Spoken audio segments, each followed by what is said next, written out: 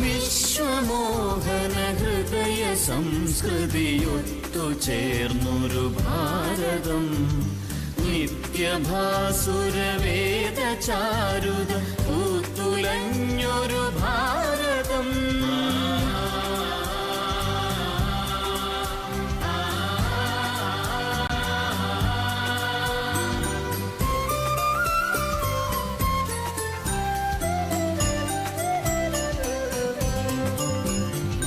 കനവിലും നിലവിലും ഇരുളിലും തെളിവിലും ഒരുപോലെയുണരുമിയാർദ്ര സുന്ദര മന്ത്രമീ നാമം.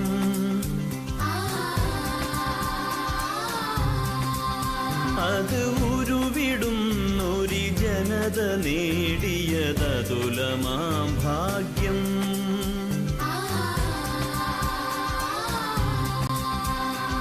ജന്മകാരിണി മാതൃഭാരതമെന്നു മുലകിനു സാന്ത്വനം. ഭാരതം മനോഹരം, പുണ്യഭാരതം പരിപാവനം. വിശ്വമോഹന ഹൃദയ സംസ്കൃതിയൊത്തു ചേർന്നൊരു ഭാരതം, നിത്യഭാസുരവേദ ചാരുത പൂത്തുലഞ്ഞൊരു ഭാരതം. വിശ്വമോഹന ഹൃദയ സംസ്കൃതിയൊത്തു ചേർ. Ladies and gentlemen, welcome to the All India Professional Congress. Today we are here to discuss the important topic of Kerala at Crossroads, the way forward. As all of you are aware, the All India Professional Congress is India's first political platform focused on the needs and aspirations of working professionals and entrepreneurs in the country. The idea of AIPC germinated from the assessment that professionals in today's India are disconnected from politics, a starkly different situation from the first couple of decades after India's independence.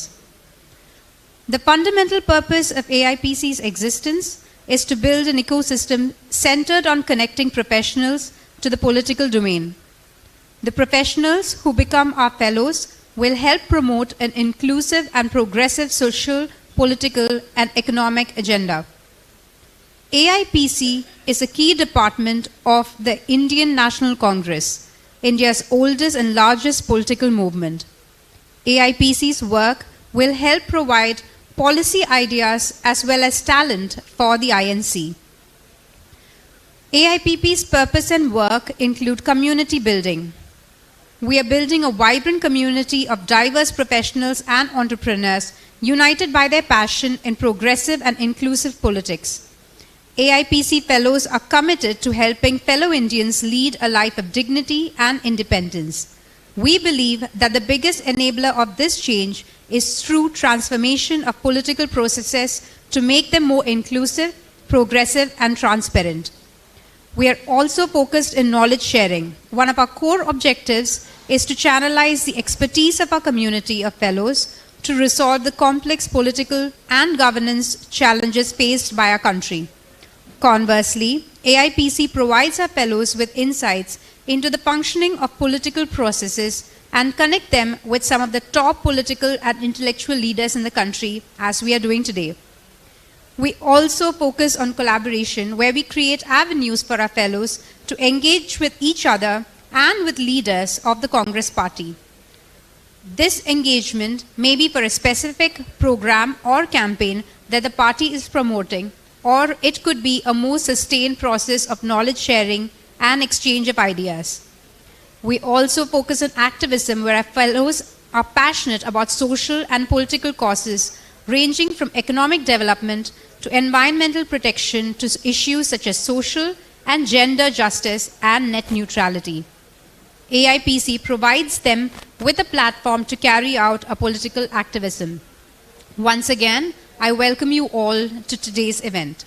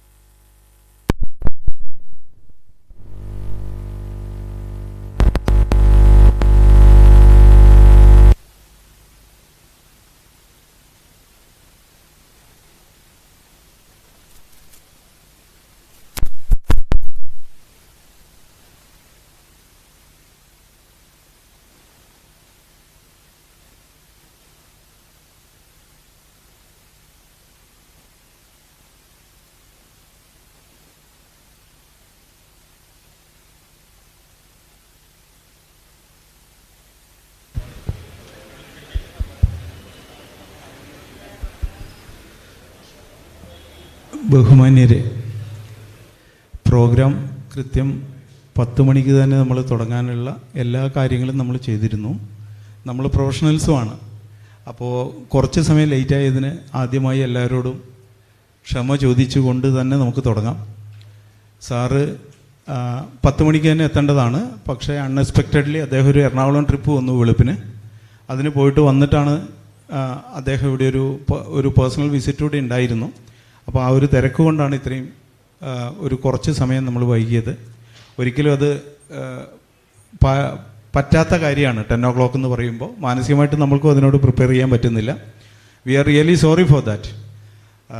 Initial നമ്മുടെ പുതിയ രാഷ്ട്രീയങ്ങളെക്കുറിച്ചും അതുപോലെ തന്നെ professional കോൺഗ്രസിൻ്റെ ലക്ഷ്യങ്ങളെക്കുറിച്ചും ഇന്ത്യയിലെ പുതിയ രാഷ്ട്രീയ ചേഞ്ചസിനെ കുറിച്ചും ഒക്കെ നമുക്ക് സംസാരിക്കാൻ വേണ്ടിയിട്ട് ഇന്ത്യയിലെ ഏറ്റവും വലിയ പ്രൊഫഷണൽ രാഷ്ട്രീയക്കാരനായ നമ്മുടെ ശ്രീനിവാസൻ സാർ ഇവിടെ എത്തിയിട്ടുണ്ട്. അദ്ദേഹം മുൻ സിവിൽ സർവീസാണ്. നമ്മുടെ മൺമറഞ്ഞു പോയ മുഖ്യമന്ത്രി കെ കരുണാകരൻ്റെ PA ആയിരുന്നു.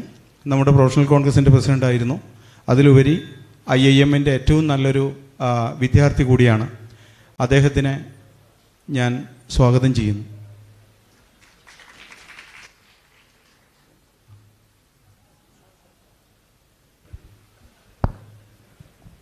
നമ്മുടെ രാഷ്ട്രീയ മൂല്യങ്ങളെക്കുറിച്ചും പ്രൊഫഷണൽ കോൺഗ്രസിനെക്കുറിച്ചും അത് ഇന്ത്യയിൽ വരുത്തേണ്ട മാറ്റങ്ങളെക്കുറിച്ചും സംസാരിക്കുന്ന 2 വാക്ക് ഞങ്ങളോട് ഷെയർ ചെയ്യുന്നതിന് വേണ്ടി.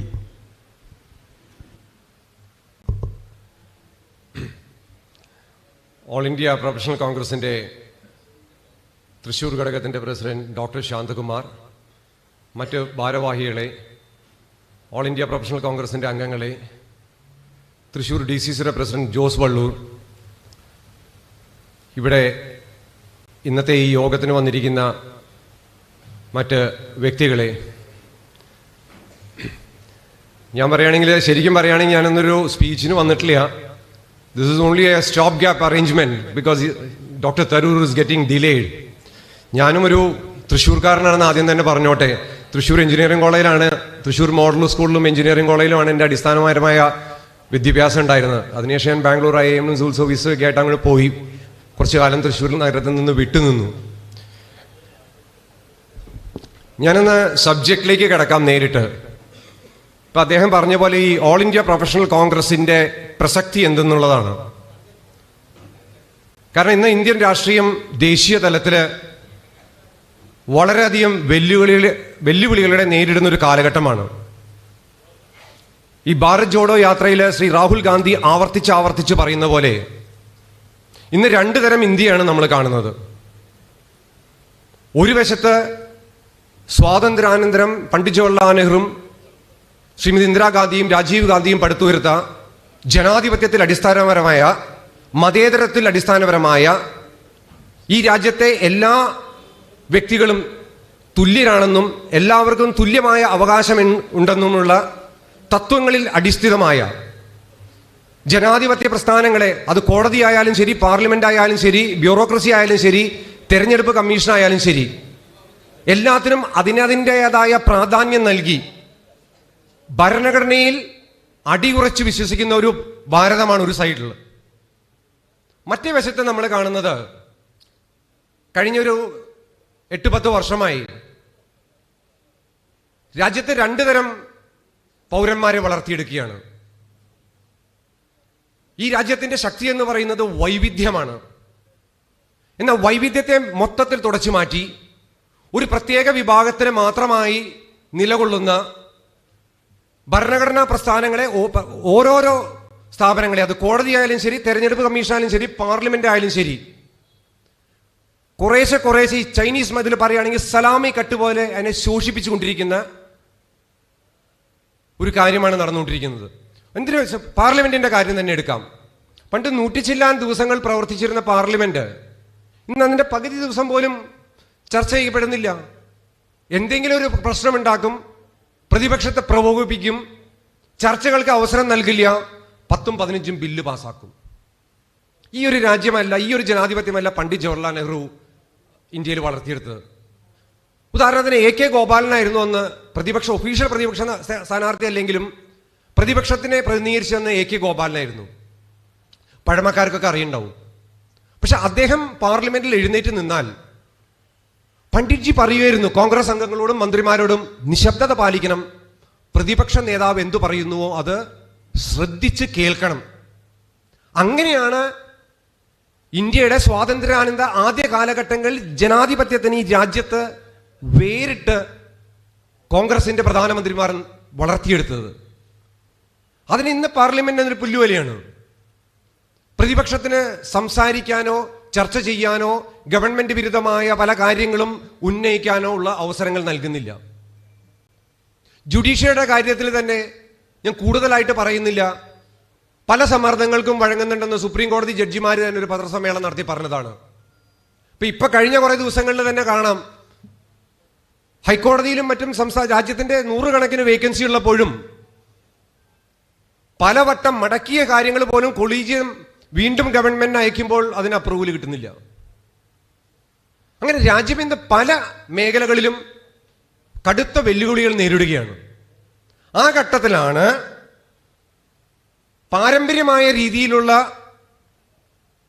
രാഷ്ട്രീയം മാത്രം കളിച്ചാൽ ഇന്ന് ഇന്ത്യയിൽ ഇന്ത്യൻ നാഷണൽ കോൺഗ്രസിന് നിലനിൽക്കാനാവില്ലെന്നും പ്രൊഫഷണലുകൾ കൂടി ഇൻപുട്ട് എടുത്ത് ശാസ്ത്രീയമായി നിലനിന്നാൽ മാത്രമേ രാജ്യത്തിന് ഉപകാരപ്രദമാവുള്ളൂ എന്നും ഇന്ത്യൻ നാഷണൽ കോൺഗ്രസിന് ഉപകാരപ്രദമാവുന്നുള്ള ചിന്താഗതി ശക്തമാവുകയും ഡോക്ടർ ശശി തരൂർ അതുമായി ബന്ധപ്പെട്ട് ശ്രീ രാഹുൽ ഗാന്ധിയുമായിട്ടും അന്നത്തെ കോൺഗ്രസ് പ്രസിഡന്റ് ശ്രീമതി സോണിയാഗാന്ധിയുമായിട്ടും പലവട്ടം ചർച്ച ചെയ്ത് പ്രൊഫഷണലുകൾക്കും വിദ്യാർത്ഥികൾക്കും പ്രൊഫഷണൽ വിദ്യാലയങ്ങളിലെ ആളുകൾക്കും രാജ്യത്തിന്റെ വികസനത്തിനായി ഇന്ത്യൻ നാഷണൽ കോൺഗ്രസിന്റെ ശക്തിക്കായി ഒരു പാലം അല്ലെങ്കിൽ ഒരു പ്രസ്ഥാനം, ഒരു സാഹചര്യം ഒരുക്കണമെന്ന് പറഞ്ഞ് അതിന്റെ ആവശ്യകത മനസ്സിലായി അതിന്റെ അടിസ്ഥാനത്തിലാണ് ഓൾ ഇന്ത്യ പ്രൊഫഷണൽ കോൺഗ്രസ് കൊണ്ടുവന്നിട്ടുള്ളത്.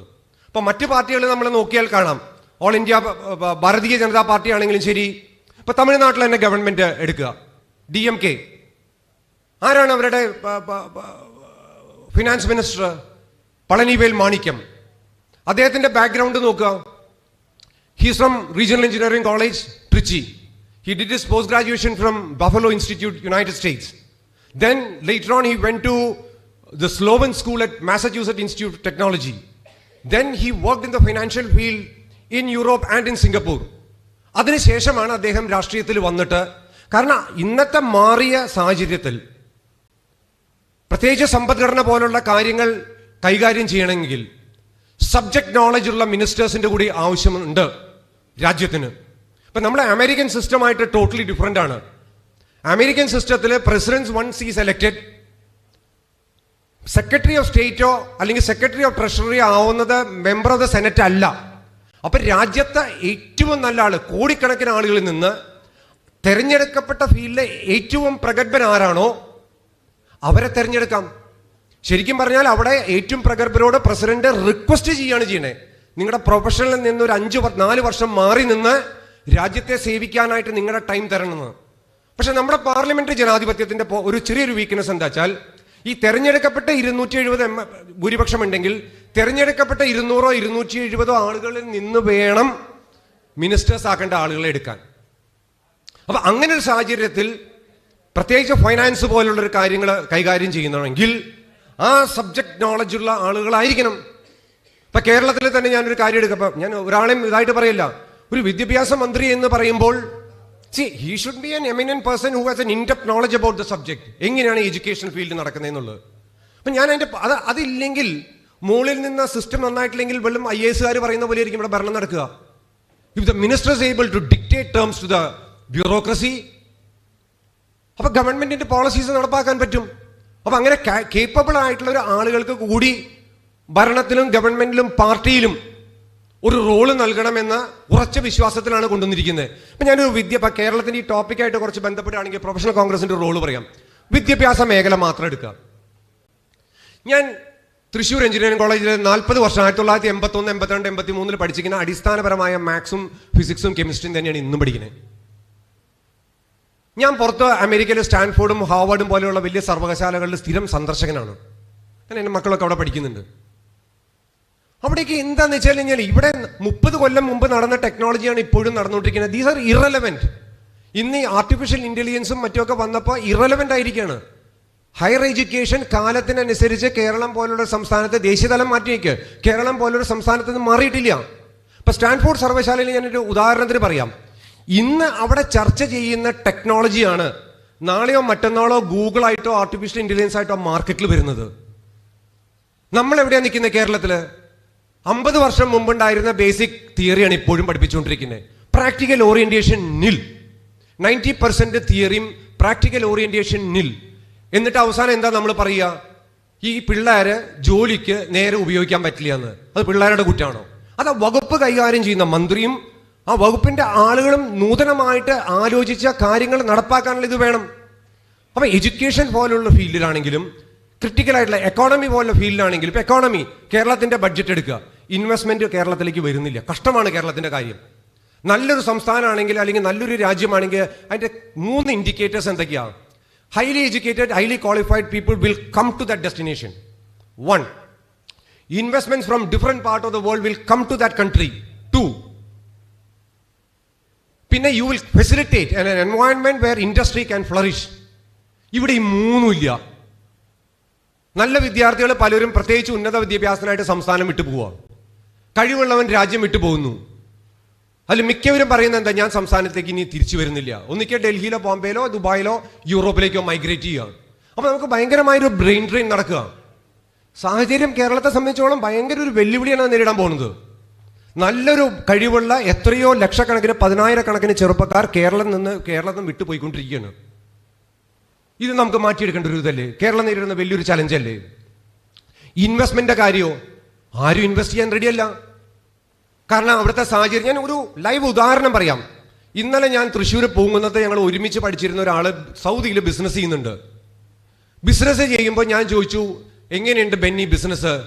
ബെന്നി എന്നോട് പറഞ്ഞു, നന്നായിട്ട് പോകുന്നുണ്ട്, വളരെ ലാഭമാണ്, ഞാൻ സൗദിയിലുണ്ട്, ഒമാനിലുണ്ട്, ദുബായിലുണ്ട്, എല്ലായിടത്തും ഞാൻ ഇൻവെസ്റ്റ് ചെയ്യുകയാണെന്ന് പറഞ്ഞു. ഞാൻ ചോദിച്ചു, ബെന്നി നാട്ടിലെന്തെങ്കിലും ചെയ്തൂടെ? എന്നോട് പറയാം, എൻ്റെ ശ്രീനി ഞാൻ TV കണ്ടില്ലേ, ഒരു കൊല്ലത്ത് ഒരു ചെറിയ സൂപ്പർ ബസാറിന്റെ ഉടമ കള്ളു മദ്യപിച്ചു വന്ന ഒരാളോട് പണിയെടുക്കേണ്ടെന്ന് പറയുമ്പോൾ നിലത്തിട്ട് ചവിട്ടണേ. ഈ വയസ്സുകാലത്ത് ഞാൻ എന്തിനാ ചവിട്ടുകൊള്ളണേ? 1 രൂപയും ഞാൻ നാട്ടിലേക്കില്ല. ഇടയ്ക്ക് വന്ന് ഓണമൊക്കെ ആഘോഷിച്ച് ഞാൻ തിരിച്ചു പോകും. ഇതാണ് ചിന്താഗതി. That means the capital is not coming into the state. പിന്നെ നമ്മൾ ടൂറിസത്തിന്റെ കാര്യമാണ് എന്നും പറഞ്ഞിരുന്നത്. ഈ ടൂറിസത്തിന്റെ കാര്യം പറയുന്നത് ഒരു ഡെസ്റ്റിനേഷന്റെ ലൈഫ് 20 to 25 ഇയേഴ്സേ ഉള്ളൂ. ലോകത്തിൽ പല ഡെസ്റ്റിനേഷൻ പുതിയതായിട്ട് ഡെവലപ്പ് ചെയ്തുകൊണ്ടിരിക്കുക. Unless and until we change the situation മാർക്കറ്റിൽ. കാരണം ടൂറിസം പറയാൻ കാരണം കേരളത്തിന്റെ എന്ത് പറഞ്ഞാലും പറയും ഗോഡ്സ് ഓൺ കൺട്രിയാണ് ടൂറിസം ആണെന്ന്. പക്ഷെ നമ്മൾ മനസ്സിലാക്കേണ്ട ഒരു കാര്യം, നമ്മളൊരു കോമ്പറ്റീറ്റീവ് വേൾഡിലാണ് താമസിക്കുന്നത് കേരളം. അപ്പോൾ ടൂറിസം മേഖല ഉദാഹരണത്തിന് പറയാം, മാർക്കറ്റ് എങ്ങനെയാണ് മാറുന്നത്?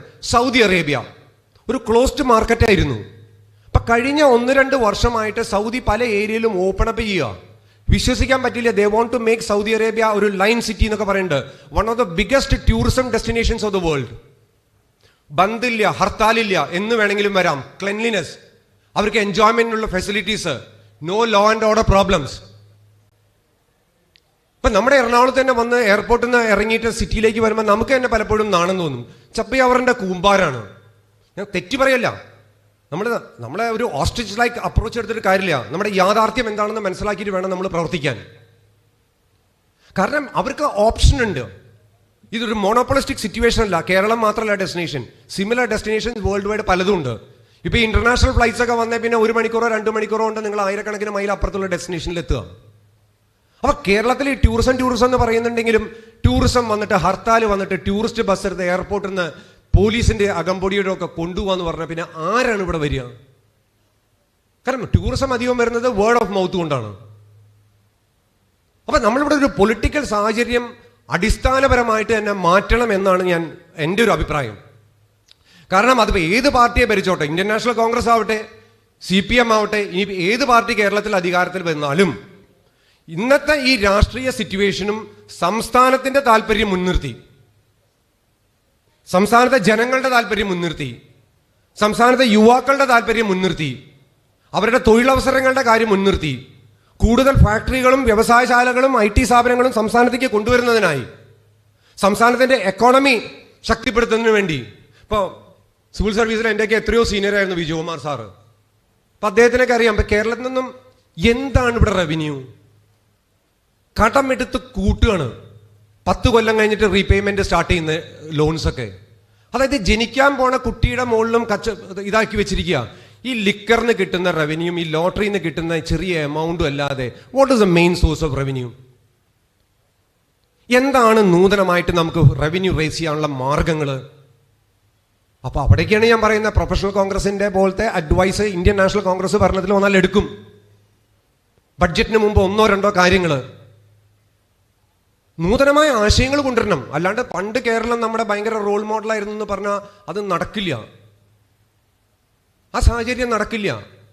അതിപ്പോൾ തെരഞ്ഞെടുപ്പിന്റെ ഒരു ആംഗിളിൽ നിന്ന് കോൺഗ്രസ് പാർട്ടി നോക്കുകയാണെങ്കിലും ശരി, ഞാൻ പറയാണ്, കാരണം ഇന്നത്തെ ജനങ്ങളുടെ ഇലക്ടറേറ്റ് എന്ന് പറഞ്ഞാൽ 40% പ്ലസ് വോട്ടർമാർ 35 വയസ്സിന് താഴെയാണ്. ഇന്നത്തെ അവർക്ക് യാതൊരു പാർട്ടിയോടോ, ഞാൻ പറയുകയാണെങ്കിൽ അച്ഛനമ്മോടമാരോ ബിയോണ്ട് ലിമിറ്റ് ഒരു കമ്മിറ്റ്മെന്റും ഇല്ല. കാരണം എൻ്റെ മക്കളുണ്ട്. എന്താണ് നല്ലത്? നാളെ ഈ പാർട്ടിയും അല്ലെങ്കിൽ നേതാവും നിങ്ങൾക്ക് സംസ്ഥാനത്തിന് എന്ത് ചെയ്യും? ആ കാഴ്ചപ്പാടുള്ളൊരു നേതാവാണോ ഈ പാർട്ടി നയിക്കുന്നത്?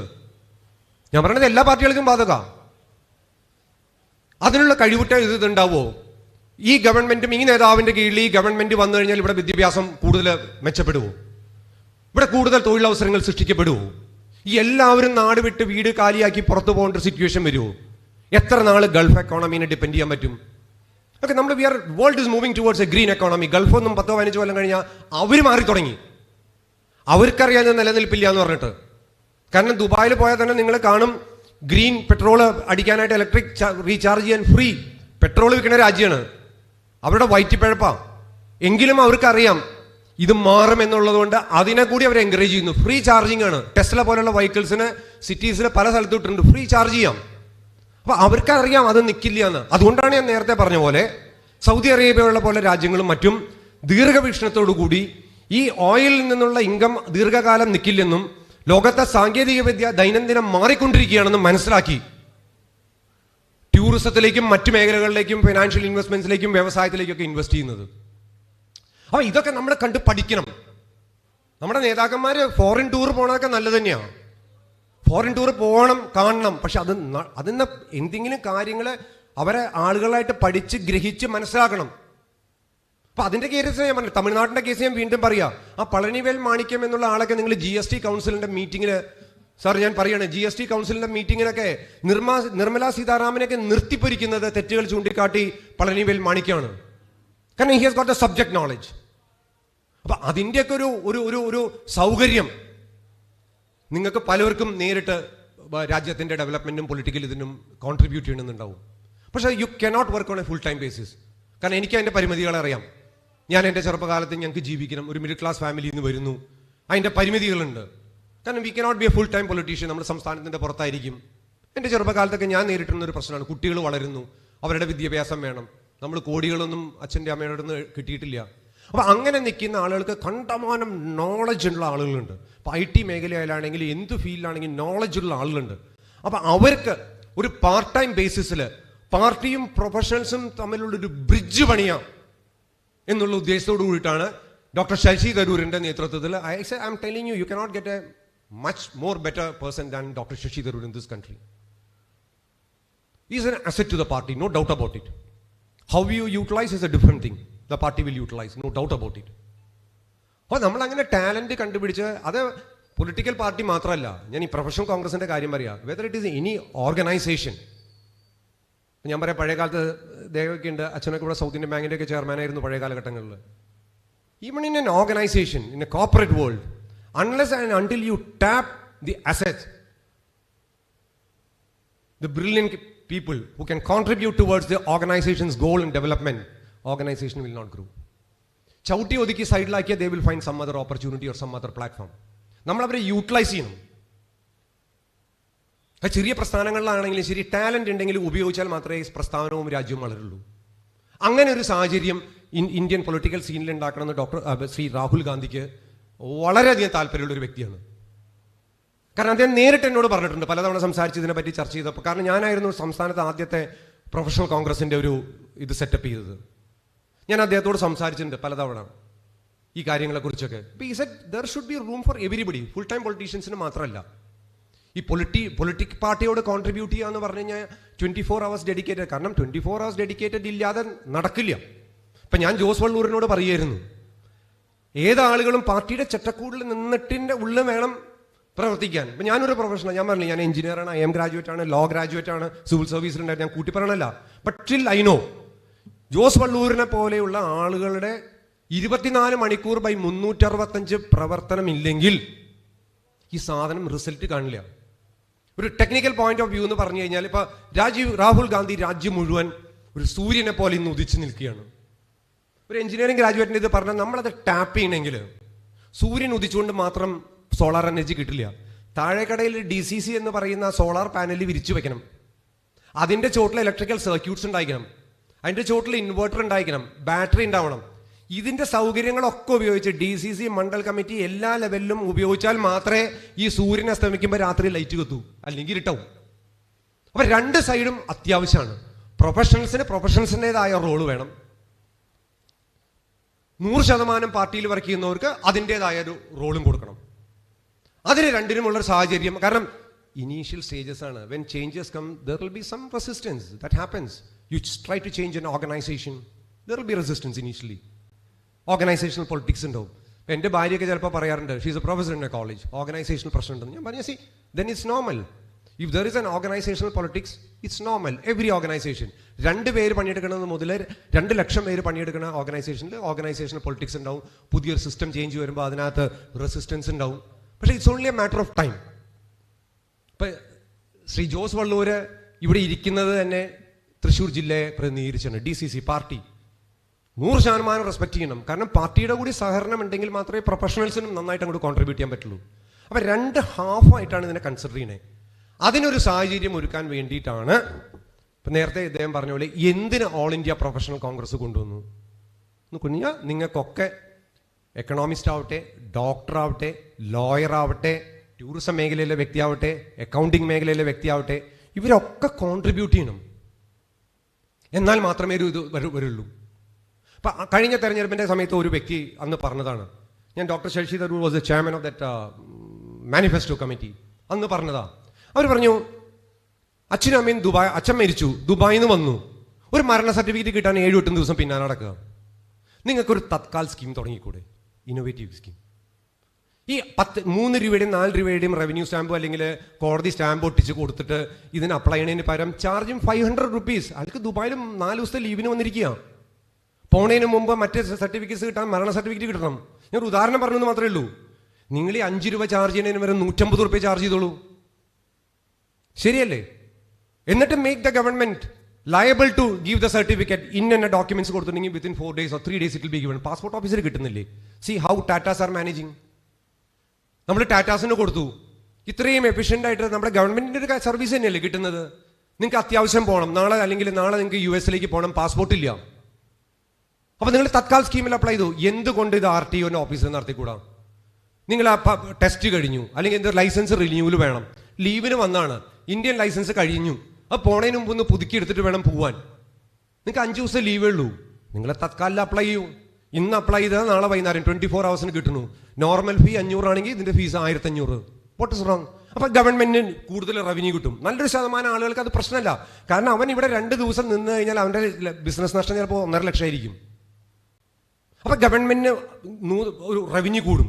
അപ്പൊ അങ്ങനെ ഇന്നത്തെ കാലഘട്ടത്തിൽ നൂതനമായ ആശയങ്ങൾ ആലോചിച്ചെടുത്ത്, ഇപ്പൊ ശ്രീകുമാർ സാറൊക്കെ ഉണ്ട്, അവരുള്ളവരെ പോലെയൊക്കെ എക്കണോമിക്സ് ബാക്ക്ഗ്രൗണ്ട്, അവരൊക്കെ ആലോചിച്ച് ആശയങ്ങൾ എടുക്കണം. അപ്പൊ ആശയങ്ങൾ എടുക്കണമെങ്കിൽ in certain cases the minister also should know what he's talking about. അപ്പൊ സർട്ടൻ മേഖലയിൽ പ്രൊഫഷണൽസിന്റെ റോൾ ഉണ്ടായാൽ മാത്രമേ സംസ്ഥാനത്തിന് ഉപകരിക്കുള്ളൂ, രാജ്യത്തിന് ഉപകരിക്കുള്ളൂ, പാർട്ടിക്ക് ഉപകരിക്കുള്ളൂ. അതേസമയം തന്നെ 100% ഒരു തെറ്റിദ്ധാരണ പാടില്ല. സാധാരണ 100%, 30% വർക്ക് ചെയ്യുന്ന പൊളിറ്റീഷ്യൻസ് തെറ്റാണെന്ന് ഇല്ല. അവരെ പോലെ ഇത്ര ദുഷ്കരമായൊരു ജീവിതം വേറെ മനുഷ്യർക്കില്ല. ഞാൻ പറയുന്നു, ഒരു രാഷ്ട്രീയക്കാരനെ സംബന്ധിച്ചിടത്തോളം തെറ്റുകൾ നിങ്ങൾ മാറ്റി നിർത്തുക. കാലത്ത് 6 മണിക്ക് തുടങ്ങും വിളി. ഇപ്പം എൻ്റെ കൂടെ തെലങ്കാനയിൽ വർക്ക് ചെയ്തിരുന്ന ശ്രീ ബോസ് രാജുജു എന്ന് പറഞ്ഞ ഒരാളുണ്ട്, വളരെ സീനിയർ ആയിട്ടുള്ളൊരു പൊളിറ്റീഷ്യനാണ്. അയാൾ പറഞ്ഞത്, Srinivasan, in my house on an average in Karnataka, Raichur, 500 to 600 cups of tea are served every day. നമ്മുടെ വീട്ടിൽ നടത്തുമോ? എളുപ്പമുള്ള കാര്യമാണ്. 500-600 പേര് ബസ് സ്റ്റാൻഡ് പോലെ വീട്ടിലേക്ക് കയറി വരികയെന്ന് വെച്ചാൽ ഒരാളും ആ ഗ്രാമീണർ വരുന്നത് ഇയാൾക്കുള്ള ഉപകാരത്തിനല്ല. അവരൊക്കെ അത് വേറെ ഉണ്ടാവായിരിക്കാം, ബിസിനസ് ഉണ്ടായിരിക്കാം. എൻ്റെ കുട്ടിക്കൊരു അഡ്മിഷൻ വേണം, അല്ലെങ്കിൽ രാത്രി 1 മണിക്ക് വിളിക്കുന്നവരാണ്, 2 മണിക്ക്. അയാൾ പറഞ്ഞു ഞാൻ 2 മണിക്ക് വിളിച്ചാലും ഫോൺ എടുക്കും. എന്താ ആ ഗ്രാമീണ കർഷകൻ വിളിക്കുന്നതെന്ന് വെച്ചാൽ ഭാര്യയ്ക്ക് തീരെ അസുഖമാണ്, ബാംഗ്ലൂർക്ക് കൊണ്ടുപോകണം, ആംബുലൻസ് വിളിക്കാൻ കാശില്ല. ആ സമയത്ത് തന്നെ അദ്ദേഹം അത് വിളിച്ചതിന് പരിഹാരം കാണുകയാണ്. 15 മിനിറ്റ് 20 മിനിറ്റിനുള്ളിൽ ഒന്നിക്ക് അദ്ദേഹത്തിന്റെ വണ്ടി തന്നെ വിട്ടുകൊടുക്കുകയാണ് ബാംഗ്ലൂർക്ക് പോകാൻ. അപ്പൊ അവരാണ് ജനങ്ങളായിട്ടുള്ള കോണ്ടാക്ട്. അത് പ്രൊഫഷണലിന് ചിലപ്പോൾ അതിന് പരിമിതികളുണ്ടാവും. ഇപ്പൊ നമ്മൾ ദേശീയ ഗവൺമെന്റ് ഭരിക്കുന്ന ഇന്ത്യൻ നാഷണൽ കോൺഗ്രസ് വളരെയധികം പ്രൊഫഷണൽസിന് റോൾ കൊടുത്തിട്ടുള്ളതാണ്. ഇപ്പൊ ഡോക്ടർ മൻമോഹൻ സിംഗ് തന്നെ ഒരു ഉദാഹരണമല്ലേ. ആരാ കൊടുക്കുക? ഇന്നത്തെ BJP കൊടുക്കൂ? BJP കൊടുക്കുന്നുണ്ട് വേറെ ലെവലിലൊക്കെ.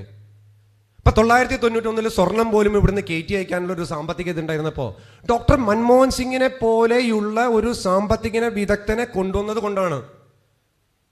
കാരണം അദ്ദേഹം ഐക്യരാഷ്ട്രസഭയിൽ വർക്ക് ചെയ്തിട്ടുണ്ട്, ഇന്ത്യയുടെ ഫൈനാൻസ് സെക്രട്ടറി ആയിരുന്നു, RBI ഗവർണർ ആയിരുന്നു, ഓക്സ്ഫോർഡ് യൂണിവേഴ്സിറ്റിയിൽ നിന്ന് പഠിച്ചിട്ടുള്ള എഡ്യൂക്കേഷണൽ ബേസിസ് ഉണ്ട്, സബ്ജക്ട് നോളജ് ഉണ്ട്.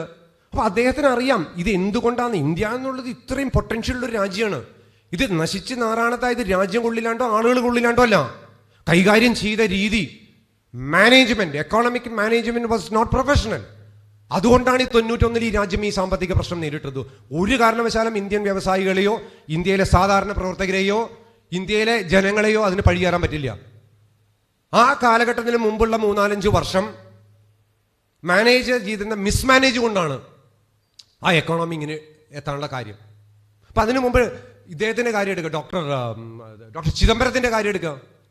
ഞാൻ അദ്ദേഹത്തിന്റെ കൂടെ സിവിൽ സർവീസിൽ വർക്ക് ചെയ്യാൻ സാഹചര്യവും ഒരു സുവർണ അവസരവും ലഭിച്ചൊരു വ്യക്തി എന്ന നിലയ്ക്ക് പറയട്ടെ. എന്തൊരു ഡെപ്താണ് നോളജ്. ഞാനന്ന് വർക്ക് ചെയ്യുമ്പോൾ 1992 അദ്ദേഹം minister of state for commerce ആണ് ഉദ്യോഗഭവനിൽ. It's a pleasure. If you are interested in academics, if you want to know professional political management, ഞാൻ പറയുന്നത് അങ്ങനത്തെ ആളുകളുടെ കൂടെ 6 മാസം പ്രൊബേഷനിൽ വർക്ക് ചെയ്യണം, സബ്ജക്ട് നോളജ് കാണും. അന്ന് എനിക്ക് പറഞ്ഞത് ഓർമ്മയുണ്ട്. ഞാൻ സത്യമായിട്ടും അറിയാം, Srini, anybody aspiring to be in politics should have an independent source of income. Politics should not be a source of income. അത് വരുമ്പോഴാണ് പ്രശ്നങ്ങൾ പലതും വരുന്നത്. അപ്പൊ ഞാൻ പറയുന്നത് സാർ, ഇന്ന് ഞാൻ കാര്യമായിട്ട് പറയാം, റവന്യൂ സർവീസിലുള്ളവരൊക്കെ പറയുന്നതാണ്. ഇപ്പോൾ all of them have become chief commissioners ഒക്കെ. ഇദ്ദേഹം വിളിച്ച മീറ്റിങ്ങിന് പോകാനായിട്ട് പേടിയാണ് ആളുകൾക്ക്. ഇപ്പൊ വിജയകുമാർ സാർ വളരെ വളരെ കേരളത്തിലെ one of the senior most IRS officers ആയിരുന്നു രാജ്യത്ത് തന്നെ.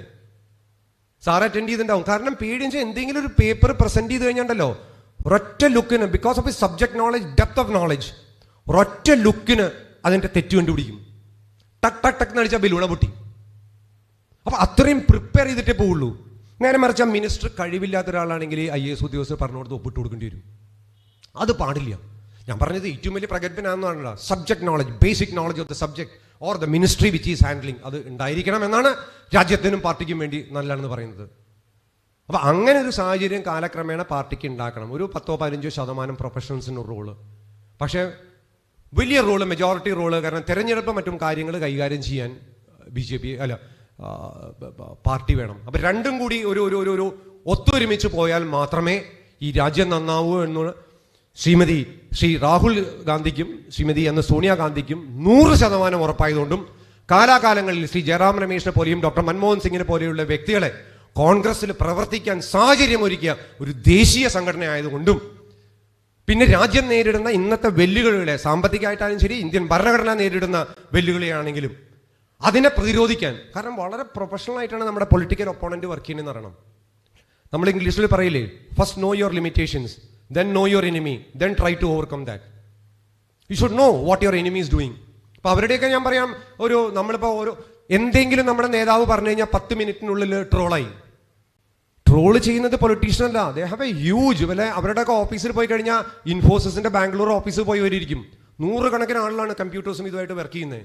അവർക്ക് കോട്ട കൊടുത്തിരിക്കുകയാണ്, ഇന്ന ആളെ പറ്റി ഇത്ര ട്രോൾ ഇറക്കണം എന്ന്. അവർ they have nothing to do with politics. വൈകുന്നേരം ആകുമ്പോഴേക്കും ആളുകൾ കണ്ടിട്ട് ചിരിക്കാൻ തുടങ്ങും ഓരോന്നുണ്ട്. യാഥാർത്ഥ്യമായിട്ടൊന്നും ബന്ധമില്ല. കാരണം പൊളിറ്റിക്സിൽ പലപ്പോഴും വോട്ടിംഗ് എന്ന് പറഞ്ഞാൽ യാഥാർത്ഥ്യമായിട്ട് വലിയ ബന്ധമില്ല. Perception matters. 2 ഹോപ്പ് കൊടുക്കണം. Hope is very important. സംസ്ഥാനത്തെ ഇലക്ഷൻ ആണെങ്കിൽ ശരി, എന്തായാലും ശരി, ഹോപ്പ് കൊടുക്കണം. അത് പ്രൊഫഷണൽസ് ഉണ്ടെങ്കിൽ അത് കൊടുക്കാൻ പറ്റും. നമ്മൾ ഇങ്ങനെ നൂതന പദ്ധതികൾ കൊണ്ടുവരും. അതിനാണ് പാർട്ടിയിൽ ഫുൾ ടൈം പൊളിറ്റീഷ്യൻസ് ആയിരിക്കില്ല. Full time politician should take the feedback. നമ്മൾ പുതിയതായിട്ട് എന്താ കൊണ്ടുവരാൻ പോണേ, മാനിഫെസ്റ്റോയിൽ പറയണം, അതിന് മുമ്പ് തന്നെ പറയണം. നമ്മൾ പൊളിറ്റിക്കൽ ഒപ്പോണൻസിനെ അറ്റാക്ക് ചെയ്തുകൊണ്ട് മാത്രം അധികാരത്തിൽ വരാൻ പോകുന്നില്ല. ഇന്ത്യൻ നാഷണൽ കോൺഗ്രസ് അല്ല ഏത് പാർട്ടിയാണെങ്കിലും. ജനത്തിന് ആശ്ചര്യം 20% അറ്റാക്ക് ചെയ്യുമ്പോൾ 80% നിങ്ങൾ എന്ത് ചെയ്യുന്നു പറ. ഇന്ന ആള് വന്നു കഴിഞ്ഞാൽ, ചീഫ് മിനിസ്റ്റർ ആയി കഴിഞ്ഞാൽ എഡ്യൂക്കേഷൻ ഫീൽഡിൽ എന്ത് ചെയ്യും, ഇന്ന ആള് വന്ന എക്കോണമിയിലുള്ളവർ എന്ത് ചെയ്യും, എനിക്ക് ജോലി കിട്ടും, എനിക്ക് ബെനിഫിറ്റ് കിട്ടും. ബേസിക്കലി മനുഷ്യൻ സ്വാർത്ഥനാണ്. 80% അവൻ നോക്കി എനിക്ക് എന്ത് മെച്ചമുണ്ടാവും എന്നുള്ളത്, സംശയമൊന്നുമില്ല. Because man is genetically design like that. അപ്പോൾ അങ്ങനെ ഒരു സാഹചര്യത്തിന് കൂടിയിട്ടാണ് പ്രൊഫഷണൽ കോൺഗ്രസിനെ കൊണ്ടുവരുന്നത്. ഞാനിതിനെ ദീർഘിപ്പിച്ചു എന്നറിയാം. ഈ രാഷ്ട്രീയത്തിലൊക്കെ ലീഡറൊക്കെ വരാൻ ലേറ്റ് ആകുമ്പോൾ ചിലവരോട് പറയും, ഞാൻ ആളുടെ പേര് പറയുന്നില്ല, നീട്ടിയൊന്ന് സംസാരിച്ചോളണം കേട്ടോ, ആളൊരു അരമണിക്കൂർ കൂടി ലേറ്റ് ആവുന്നു. ഏതാണ്ട് ഒരു റോളാണ്. I never came here prepared to deliver the speech. പക്ഷെ എന്നോട് റിക്വസ്റ്റ് ചെയ്തുകൊണ്ട് ഞാൻ പറഞ്ഞു, ഞാൻ ആവശ്യത്തിൽ കൂടുതൽ സമയമെടുത്തു, ഇതിനെ ദീർഘിപ്പിക്കുന്നില്ല. അവസാനിപ്പിക്കാനായിട്ട് ഞാൻ ഒരു 3 സെക്കൻഡിൽ പറയാം. കേരളം ഇന്ന് ഞാൻ നോക്കുമ്പോൾ വെല്ലുവിളിയുടെ നേരിടുന്നത് ബ്രെയിൻ ഡ്രെയിൻ. യുവാക്കൾ മുഴുവൻ പോകുന്നു, എഡ്യൂക്കേഷൻ സിസ്റ്റം തകർന്നെടുക്കുന്നു, എക്കോണമി, റവന്യൂ ഇല്ല. നൂതനമായ ആശയങ്ങൾ കൊണ്ട് കഴിവിട്ട ധനകാര്യമന്ത്രി വന്ന്, ഞാൻ ജയറാം രമേശിനോട് ചോദിച്ചു ഇലക്ഷന് മുമ്പ്, what is your advice to the next finance minister? So what he told me, if he is your close friend, tell him not to take that portfolio because the Kerala economy is in shambles. അത് ചീത്തയാന്ന് പറഞ്ഞിട്ട് കാര്യമില്ല. അടുത്ത government ഉത്തരവാദിത്തം വരും. ഇന്നെടുക്കുന്ന കടം നമ്മുടെ government വരുമ്പോഴാണ് വരുന്നുള്ള കാര്യത്തിൽ സംശയമില്ല. പക്ഷെ നമ്മുടെ ഗവൺമെന്റ് വരുമ്പോഴായിരിക്കും അതിന്റെ കട അടച്ചു തീർക്കുക. അപ്പോൾ economy is in bad shape. Lack of job opportunities.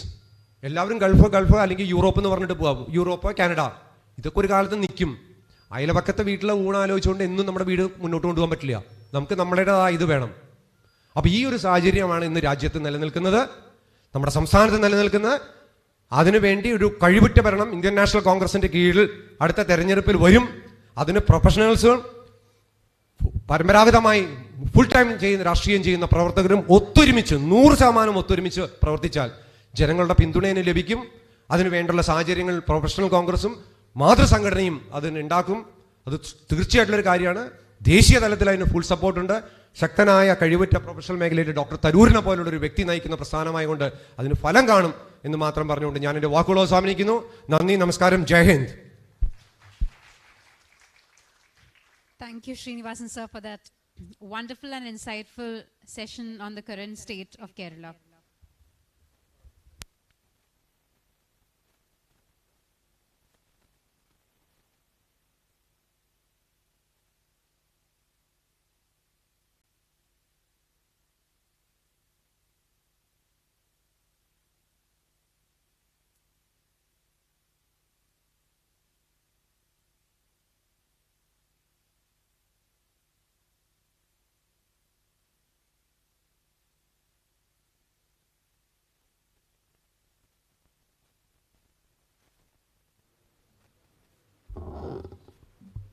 I request DCC President Mr. Jose Vallu to say a few words.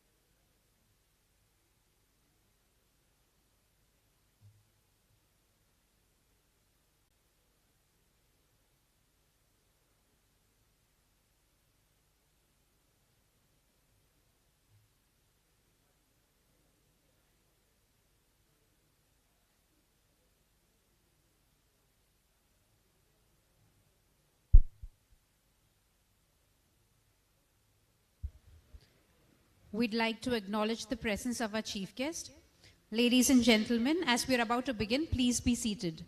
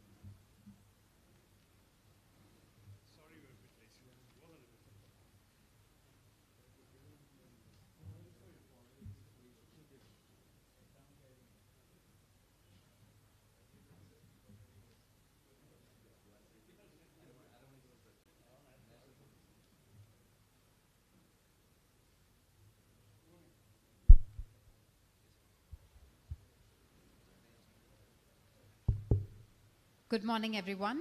We would like to ask everyone to please rise for prayer as we close our eyes and acknowledge in silence the presence of the Almighty.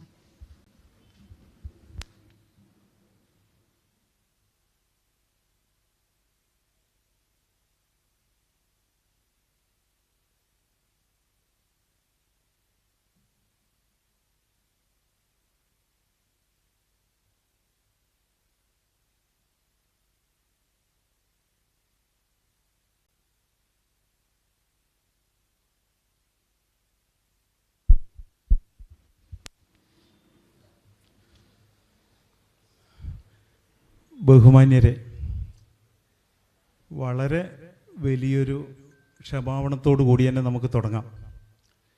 കൃത്യമായി നമ്മൾ 10 മണിക്ക് തന്നെ ആരംഭിക്കേണ്ടതാണ്. സാറും ആ ഒരു കാര്യത്തിൽ 100% കൃത്യത പുലർത്തുന്ന ഒരാളാണ്. അത് യാദൃശ്യമായി ചില കാരണങ്ങളാൽ കുറച്ച് ലേറ്റായി. നമ്മൾ എല്ലാവരോടും ഒന്നുകൂടി തൃശ്ശൂരിനോട് മൊത്തം ക്ഷമ ചോദിക്കേണ്ട കുറേ കാര്യങ്ങളുണ്ട്.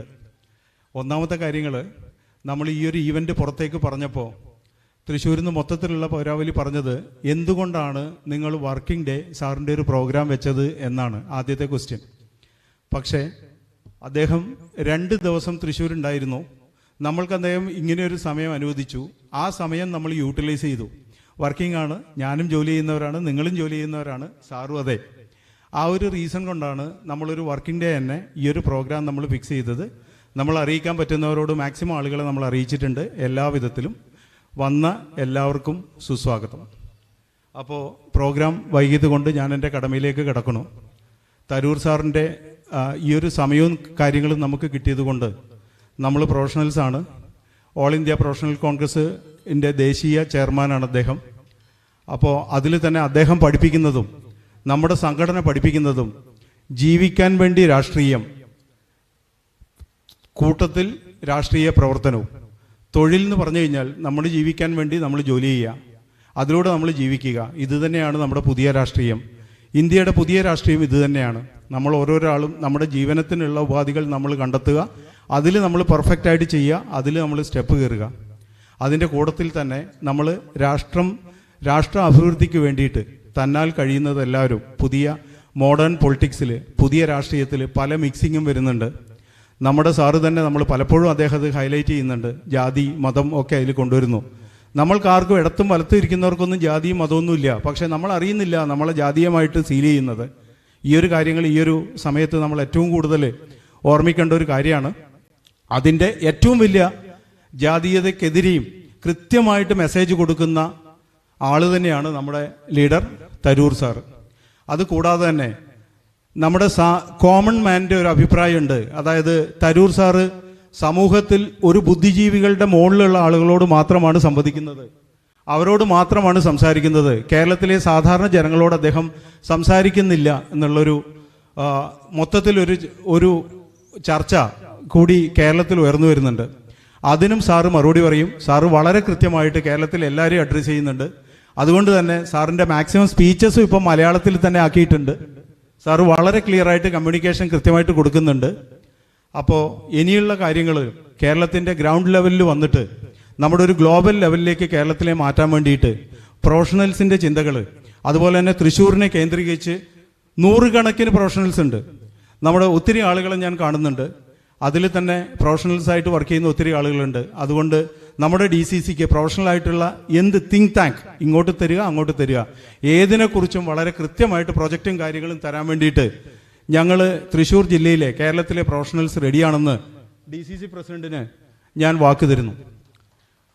അപ്പോൾ ഞാൻ ഇനി എൻ്റെ കടമയിലേക്ക് കിടക്കട്ടെ. ആദ്യം തന്നെ നമ്മുടെ വിശ്വപൗരൻ നമ്മുടെ തരൂർ സാറിന്, നമ്മുടെയൊക്കെ മാർഗദർശി, രാഷ്ട്രീയത്തിൽ പരിശുദ്ധമായിട്ടുള്ള ഒരു പേരിനർഹം, വളരെ സ്പെസിഫിക് ആയിട്ട് അദ്ദേഹത്തിൻ്റെ ഓരോ കമൻസും എടുത്തു പറയുന്ന പത്രമാധ്യമങ്ങളും കോളേജിലെ കുട്ടികളും IIT, IIM, government of India, മറ്റ് രാജ്യങ്ങൾ എല്ലാവരും കൃത്യമായിട്ട് ഒബ്സർവ് ചെയ്യുന്ന ആ മഹാമനുഷ്യന് AIPCയുടെ പേരിലും തൃശ്ശൂരിൻ്റെ പേരിലും എൻ്റെ സ്വന്തം പേരിലും ഞാൻ സ്വാഗതം ആശംസിക്കുന്നു.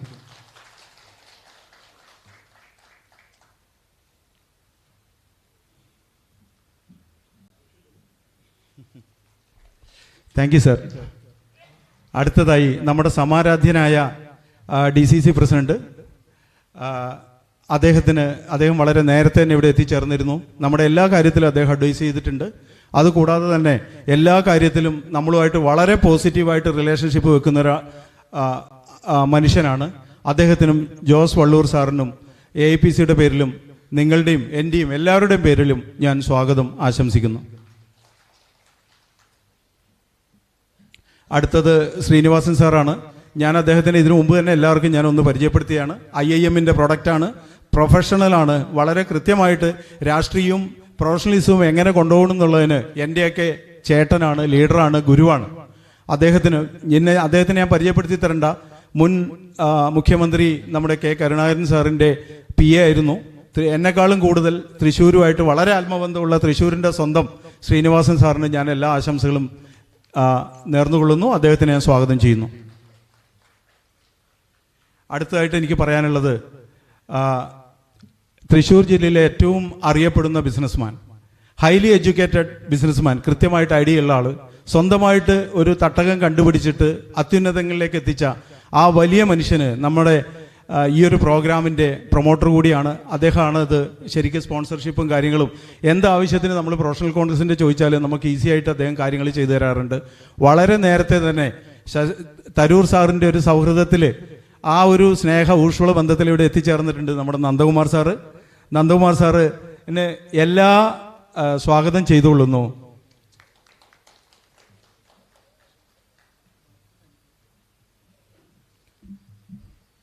അദ്ദേഹം മണപ്പുറം MD ആൻഡ് CEO ആണ്. ഞാനത് പറയാൻ വിട്ടുപോയിട്ടുണ്ട്. ഞാനത് തൃശ്ശൂർ പറയാൻ വിട്ടുപോയത് തൃശ്ശൂരുകാരെ നന്ദകുമാർ സാറിന് പരിചയപ്പെടുത്തേണ്ട ഒരു ആവശ്യമോ പറയേണ്ട ഒരു ആവശ്യമില്ല. അതുകൊണ്ട് ആ മനസ്സിലുള്ള സ്നേഹം അതുപോലെ സ്വാഗതമായിട്ട് പറഞ്ഞു എന്ന് മാത്രമേ ഉള്ളൂ. Really thanks. പിന്നെ നമ്മുടെ മുൻ ഇൻകം ടാക്സ് കമ്മീഷണർ ആയിരുന്ന വിജയകുമാർ സാറുണ്ട്. പിന്നെ നമ്മുടെ തൃശ്ശൂരത്തെ പരമവിശിഷ്ട്യ വളരെ സീനിയറായിട്ടുള്ള ആളുകൾ, ഞങ്ങളുടെ ഗുരുഭൂതനായിട്ടുള്ള മാർഗദർശിയായിട്ടുള്ള ജോസഫ് സാറ്, നമ്മുടെ ജോമി സാറിനെ നിങ്ങൾക്കറിയാം. തൃശ്ശൂരത്തെ എൻട്രൻസിൻ്റെയും കാര്യങ്ങളും എല്ലാ കാര്യത്തിലും പ്രൊഫഷണൽസായിട്ട് വളരെ കാര്യത്തിൽ ഇൻട്രാക്ട് ചെയ്യുന്നതാണ്. ഞാൻ പേഴ്സണലായിട്ട് ആരെങ്കിലും വിട്ടുപോയിട്ടുണ്ടെങ്കിൽ നമ്മുടെ ഡോക്ടർ വിജയകുമാർ സാറ് നമ്മുടെ എല്ലാ പ്രോഗ്രാമിലും കൃത്യമായിട്ടൊരു ചാനലിൽ പ്രോഗ്രാം കൊണ്ടുവരുന്ന ആളാണ്. നമ്മുടെ AIPCയുടെ മറ്റ് ചാപ്റ്ററിൻ്റെ ഫസലു പ്രസിഡന്റുമാർ, തിരുവനന്തപുരം മുതൽ കാസർഗോഡ് വരെയുള്ള എല്ലാവരെയും, പത്രക്കാർ, അതുപോലെ നമുക്ക് സാഹിത്യ അക്കാദമി വളരെ കുറഞ്ഞ സമയത്ത് ഈ ഒരു സൗകര്യങ്ങളൊക്കെ ഒരുക്കി തന്ന സാഹിത്യ അക്കാദമിയുടെ സംഘാടകർ, നമ്മുടെ പത്രക്കാർ, എല്ലാ പത്രക്കാർ, ചാനൽ, എല്ലാവർക്കും ഒന്നുകൂടി സ്വാഗതം ആശംസിച്ചുകൊണ്ട് ഈ ലേറ്റ് ആയതുകൊണ്ടും ഞാൻ നമ്മുടെ പ്രസിഡന്റിനെ അധ്യക്ഷ സ്ഥാനത്തേക്ക് സഹിച്ചുകൊണ്ട് thank you. Thank you, Mr. Pradeep Kumar, VP and Treasurer of AIPC, for that very energetic opening message. Thank you. I preside the meeting.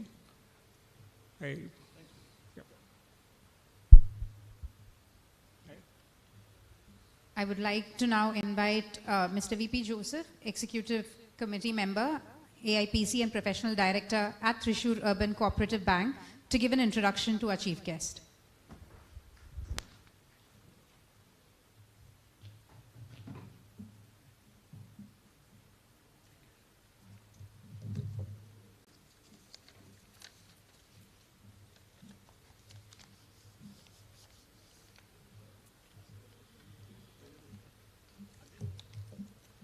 Thank you.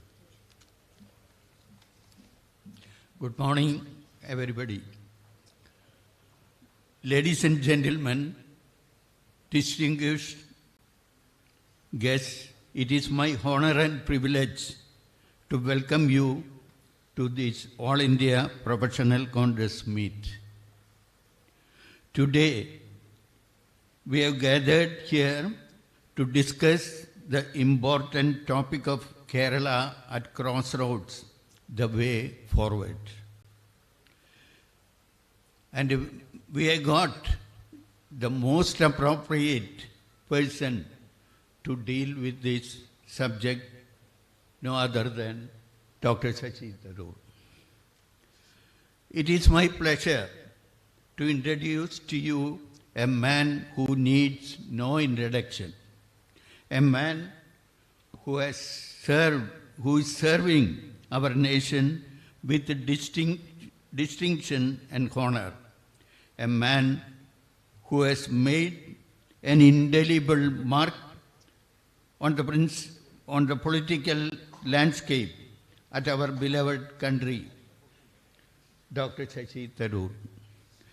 Dr. Tharoor is a man of many talents and has an impressive background in administration, academics, literature, and politics. He is a graduate from the prestigious St. Stephen's College, Delhi, and has a doctorate in international relations and affairs from the Fletcher School of Law and Diplomacy, Tufts University. At the age of 22, he was the youngest person at that time to receive such a honor from the Fletcher School. Before entering politics, Dr. Tharoor had a long and distinguished career as a diplomat. He began his career in the United Nations in 1978 and later was appointed Director of Communications and Special Communications and Special Projects and Executive Assistant to Secretary at that time, General Kofi Annan, Secretary General Kofi Annan. He subsequently rose to the role of Under Secretary General for Communication and Public Information, UNDPI, a National Sahitya Academy awardee. Dr. Tharoor's contributions to the literary world are noteworthy. He is the author of 23 books on a variety of topics, including Indian politics, foreign policy, and history, including the great Indian novel, The Elephant, The Tiger, and The Cell Phone, and an era of darkness, the British Empire in India. He is a third-term serving member of Parliament representing our capital, Thiruvananthapuram, and has consistently ranked among the most productive MPs in the country. He has served the Central Ministry in 2 terms. Dr. Tharoor's contribution to Kerala go far beyond his parliamentary duties. He has worked tirelessly to bring development and progress to the people of the state and has always stood up for their rights and interests.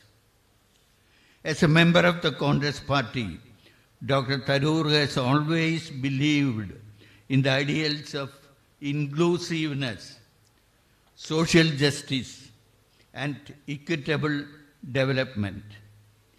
He has worked to ensure that the voices of the marginalized and the downtrodden are heard and their needs are met.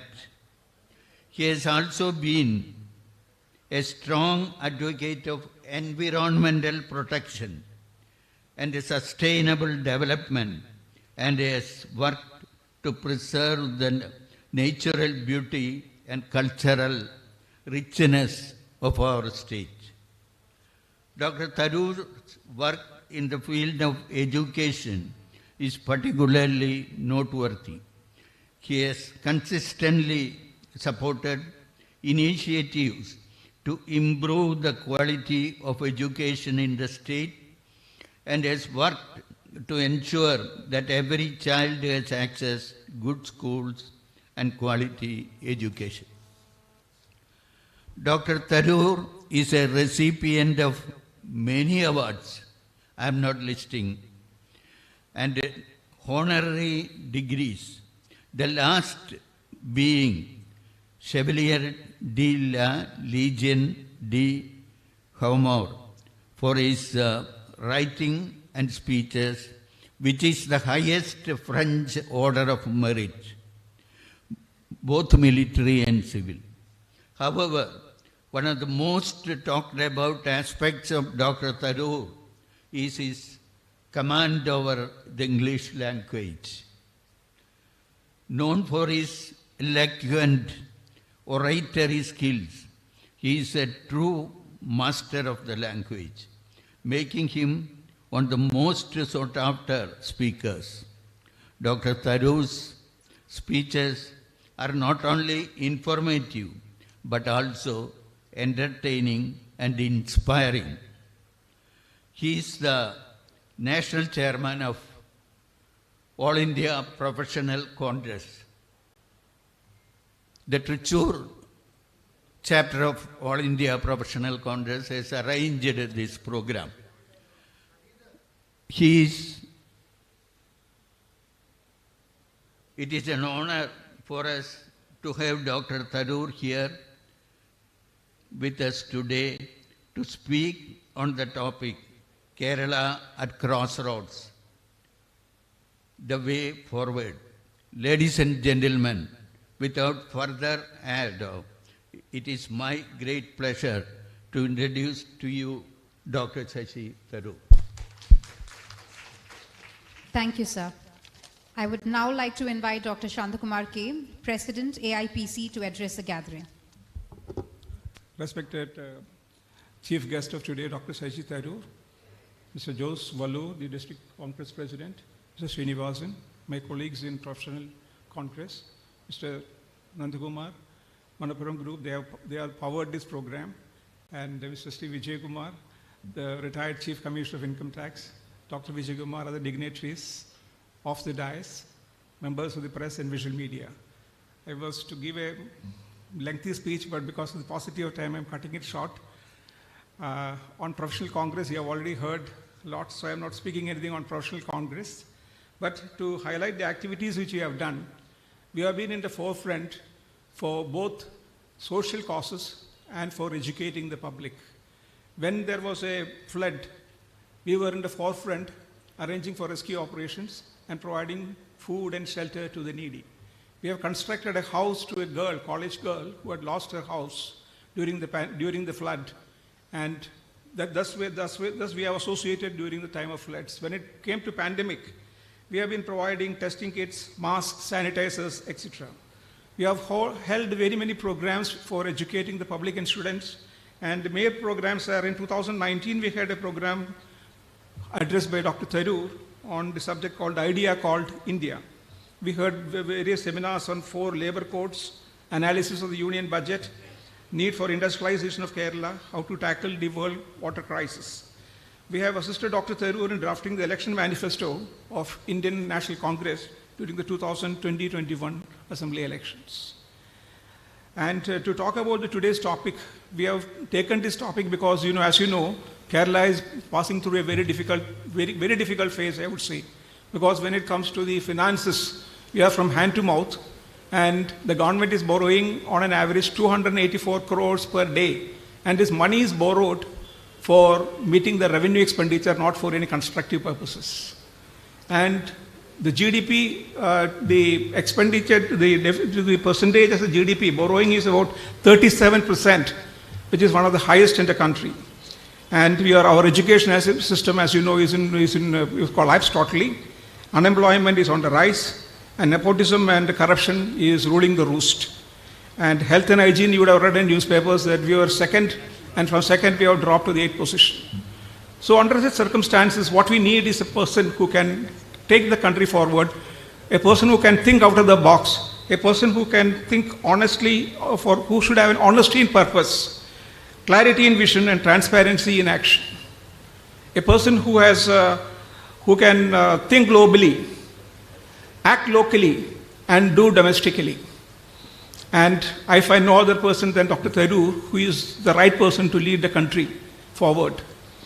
And especially the state is facing such a crisis. We want people to think out of the box, people who can have their own original ideas. And he has administrative skill and experience. He has been heading the UN, and as a parliamentarian, he has proved himself to be one of the best parliamentarians in the country. When he speaks in the parliament, including the opposition, everyone listens to him with utmost attention. Dr. Tharoor has been serving MP for 3 years, and people talk that he doesn't have the experience. So what more experience you need? He has an administrative skill, he has proved as a parliamentarian, and as an MP he has proved that he can win election after election. He has won 4 times. And if you look at the Congress also, we would see that Dr. Manmohan Singh, who was a diplomat, who was working for the Reserve Bank of India, and later he became the Prime Minister. And if you look the British, Mr. Rishi Sunak, he joined the politics in 2015 only. And he rose to the position of the Prime Minister in a matter of 7 years. So my friends, to conclude, I would say that we have chosen this topic because he is the person to address it, and he is the person who could take forward our state from this crisis. Thank you so much. Thank you, sir. I would like to invite Mr. Jose Vallur, DCC President Thrissur, to offer felicitations. Ladies and gentlemen, it's my pleasure to welcome Dr. Shashi Tharoor to address the gathering. It's an honor to have Dr. Tharoor with us today, and we are thrilled to have the opportunity to hear from him. Dr. Tharoor, as most of you know, is a sesquipedalian, so I hope you have your dictionaries wide open. Thank you very much, and thank you, Mr. Joseph, for your very generous introduction. My dear friend Shanta Kumar, we were at the temple together this morning. Actually, അദ്ദേഹം പ്രദീപ് ക്ഷമ ചോദിച്ചപ്പോൾ ഞാനാണ് ക്ഷമ ചോദിക്കേണ്ടത്. കാരണം നിങ്ങൾക്ക് എല്ലാവർക്കും അറിയാം, ഇവിടെ എന്നോട് 10:30 എത്താനാണ് പറഞ്ഞിരിക്കുന്നത്. നിങ്ങളെ 10 മണിക്ക് ക്ഷണിച്ചത് എൻ്റെ തെറ്റല്ല. പക്ഷേ 10:30 എത്താൻ പറഞ്ഞ ആൾ 11:29 എത്തുമ്പോൾ എനിക്ക് വലിയ നാണക്കേടുണ്ട്. പക്ഷേ എൻ്റെ ആലിബായ് ശാന്തകുമാറാണ്. ഞങ്ങൾ ക്ഷേത്രത്തിൽ പോയപ്പോൾ ഓരോരോ ആൾക്കാർ സെൽഫിയും ഫോട്ടോയും ആവശ്യപ്പെട്ടിട്ട് നമ്മളവിടെ വൈകിച്ചു. പിന്നെ ഹോട്ടലിൽ തിരിച്ചു വരുമ്പോൾ അത് ഒരേ ബുദ്ധിമുട്ടായിരുന്നു. എല്ലാം കൂടി പെട്ടിയൊക്കെ പാക്ക് ചെയ്ത് കാറിലിട്ടിട്ട് ഇറങ്ങുമ്പോഴേക്കും ഞങ്ങളിവിടെ എത്താൻ താമസിച്ചു. ക്ഷമിക്കണം. ഇനി എന്തായാലും പിന്നെ I'll give you the time we need and you need to address this very important topic. So very formally, my President of the AIPC Thrissur, Shanta Kumar, DCC President Jose Vallur, AICC Secretary Krishnan Srinivasan, AIPC Vice President Pradeep Kumar, distinguished colleague who introduced me, VP Joseph, Mr. Nanda Kumar, Dr. Vijay Kumar, and of course all the professionals in the audience. Ellavarikkum ende vinidamaya namaskaram. I'm going to try and keep my remarks relatively brief because we are so late, but also because I think there's a lot more that can be said than we can accommodate in just one event. The topic has two parts to it: Kerala at a crossroads and the way forward. Why are we at a crossroads? Well, a few nuggets I'll throw your way. The first is that we are a state that is drowning in debt. Since professionals are all taxpayers, you know that it's your tax money that's going down the drain. Because what we've seen now is that we have a tax to GDP ratio that is the highest in the country at 39.87%. Almost 40% of our GDP is going in debt. And that is something particularly worrying because the proportion of debt to GDP has also increased very significantly and is standing at a level of something like 62%, which means that we are now spending a large sum of money in doing things which are not productive. I think that the figure I saw was that 71% of the state government budget, 71%, is already being spent on salaries, pensions, and debt servicing, which means you only have 29% left for all the other activities of the government. And that also means that by the time they come to Onam, they're completely flat broke. And what the government is doing, even to pay the annual Onam bonus, is to borrow money in order to pay the bonus. Now, this is the kind of crisis in which Kerala is finding itself. There are a number of other structural problems. Our overdependence on remittances is one such example. We should understand that India as a whole gets 3% of GDP from remittances. Kerala, about a decade ago, got 25%. Today, partially because in the pandemic, about 10 lakh people came back to India from the Gulf countries and came back to Kerala from the Gulf countries. We are now down to 13% of the GDP. But 13% of our GDP coming from remittances is still very much higher than 3% of the Indian figure. So there is still an overdependence on remittances, but the drop from 25 to 13 is already a warning signal that as more and more people come back from the Gulf countries, we have a double problem. Number one, the amount of remittances goes down, and number two, we don't know how to absorb these people when they come back into our economy. Why is that? Because we have record unemployment. Now you can argue that, as we have been saying in the Congress party, India has record unemployment. True. But India's record unemployment is standing at 8.9%. Do you know what Kerala's youth unemployment is? Kerala's youth unemployment is 40%, the highest in the country after Kashmir. And Kashmir is a state that is bedeviled by militancy and violence, so you can be absolutely sure that they have a cast iron excuse for why they have so many unemployed youth. People are scared, people are worried, people don't invest there. Kerala, what's our reason? 40% youth unemployment. What is even worse is that whereas in the rest of the country, unemployment affects the uneducated and unskilled youth, in Kerala everyone is educated, everyone is literate at least, everyone has a high school diploma, everyone has otherwise been skilled. Do you know that our Kerala unemployment exchange is full of people with ITI diploma certificates, the government's own training institute? So the ITI is churning out people, but there are no jobs to put them in. I asked a question about this to the Minister for Skill Development in Parliament just a couple of weeks ago. There is no answer. They claim that they are training people in what the employers want. But in that case, why do we have 9,000 lined up in the unemployment exchanges? Do you know that there are even 6,000 medical graduates and 6,000 MBA degree holders who have signed their names on the employment exchanges in Kerala? That 6,000 medical graduates is actually an improvement. It was 9,000, but during COVID, 3,000 of them found jobs. Now, this is the crisis that we are facing. This is the crossroads that Kerala is at. On top of which, we have a genuine crisis of the youth. Already you may know that India is a young country. 50.1% of our population is under 25. In Kerala, it's not 50%. It's only 23%. Why? Because so many of our young people are not being born. We are just reproducing slower. In fact, if there had been a census in 2021, which there still hasn't been one conducted by the government, we would be the first state to show a decline in population since 2011.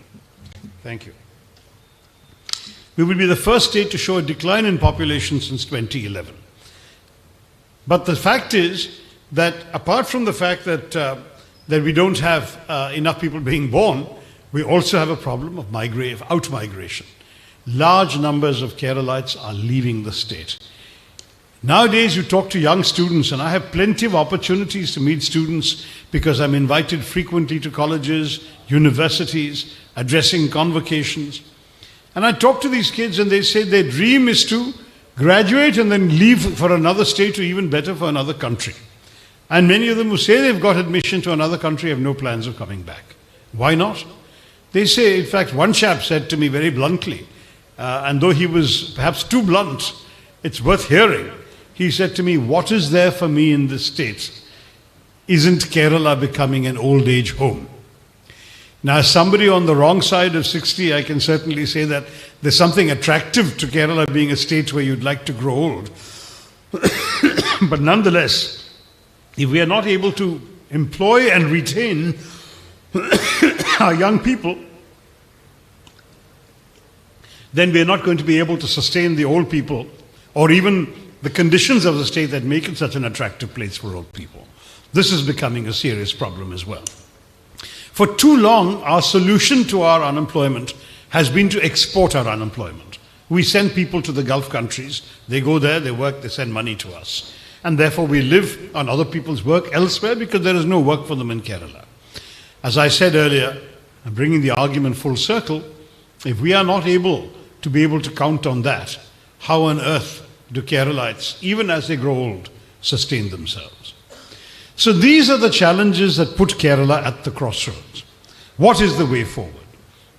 Now, you know, there is a classic formula that all of us have been saying for some time. I've been in Kerala politics for 14 years, and I've been saying it all the time, that we need to dramatically increase our investment and our results in 3 or 4 concrete areas. One is the area of IT. IT is something where we used to have first mover advantage. That is, that we were a state that opened the very first technopark in India. Way back in 1993 in Thiruvananthapuram, a technopark was opened. But unfortunately, as you know, that did not actually achieve the kind of success and results that we would have liked to have seen. Second, we have had a significant success in IT exports, but we're still way down the list by comparison with other states that started in IT much later. Is there a problem?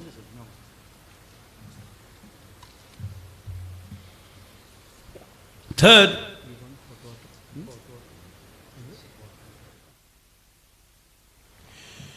so the IT sector is obviously an extremely important area for us to grow. That said, it's not enough because IT is a wonderful asset, but it doesn't employ very many people. There's an estimate I read that in the entire modern history of Indian IT, the industry which has been such a success for us, which has done so much in terms of saving India in the late 90s from the economic crisis we had, that has changed our worldwide reputation. In that industry, the total employment in all these last 30 years has been 5 million people, 50 lakhs. That is simply not enough to deal with a country where we have multiple crores of unemployed people. So what do? Education clearly is the key, but before I come to that, let me mention the other sectors we can strengthen. One is tourism. We need to do much more. We're already saying we've achieved a lot, God's own country. But the God's own country brand is wearing thin because of various challenges, our flooding, our erosion on the coast, which have reduced the size of our beaches, very poor management of sanitation, which has actually worried a lot of the tourists because they find themselves in a place where there are stories every day in Kovalam and so on of tourists feeling obliged to clean up the beach and clean up the grounds of their hotels because there is so much of garbage littering the place. This is our... Oh, it's okay, he's getting me a glass of hot water. When So we need to improve dramatically in tourism, get larger numbers of people coming in, and particularly increase our appeal to foreign tourists. Along with that is the so-called wellness industry. Wellness is a larger concept than merely medical tourism or the kind of thing where, as you know, some of our better known hospitals like the Apollo chain around the country are attracting foreigners to come and have hip transplants and knee replacements and so on. In India, where the quality, especially of the quality of operations is excellent, but of the after operation nursing care is so much superior to the West, and it's at a fraction of the price in the West. And I have met a number of Americans, for example, who have come to India, had these operations and gone away saying that they would gladly recommend it to friends because it is so much better, so much cheaper than America. Now, having said that, it's more than just that. It's also Ayurveda, it's also yoga, it's also the complete package. Sometimes we have Ayurveda, naturopathy, yoga, siddha, homeopathy, all available at some of our centers.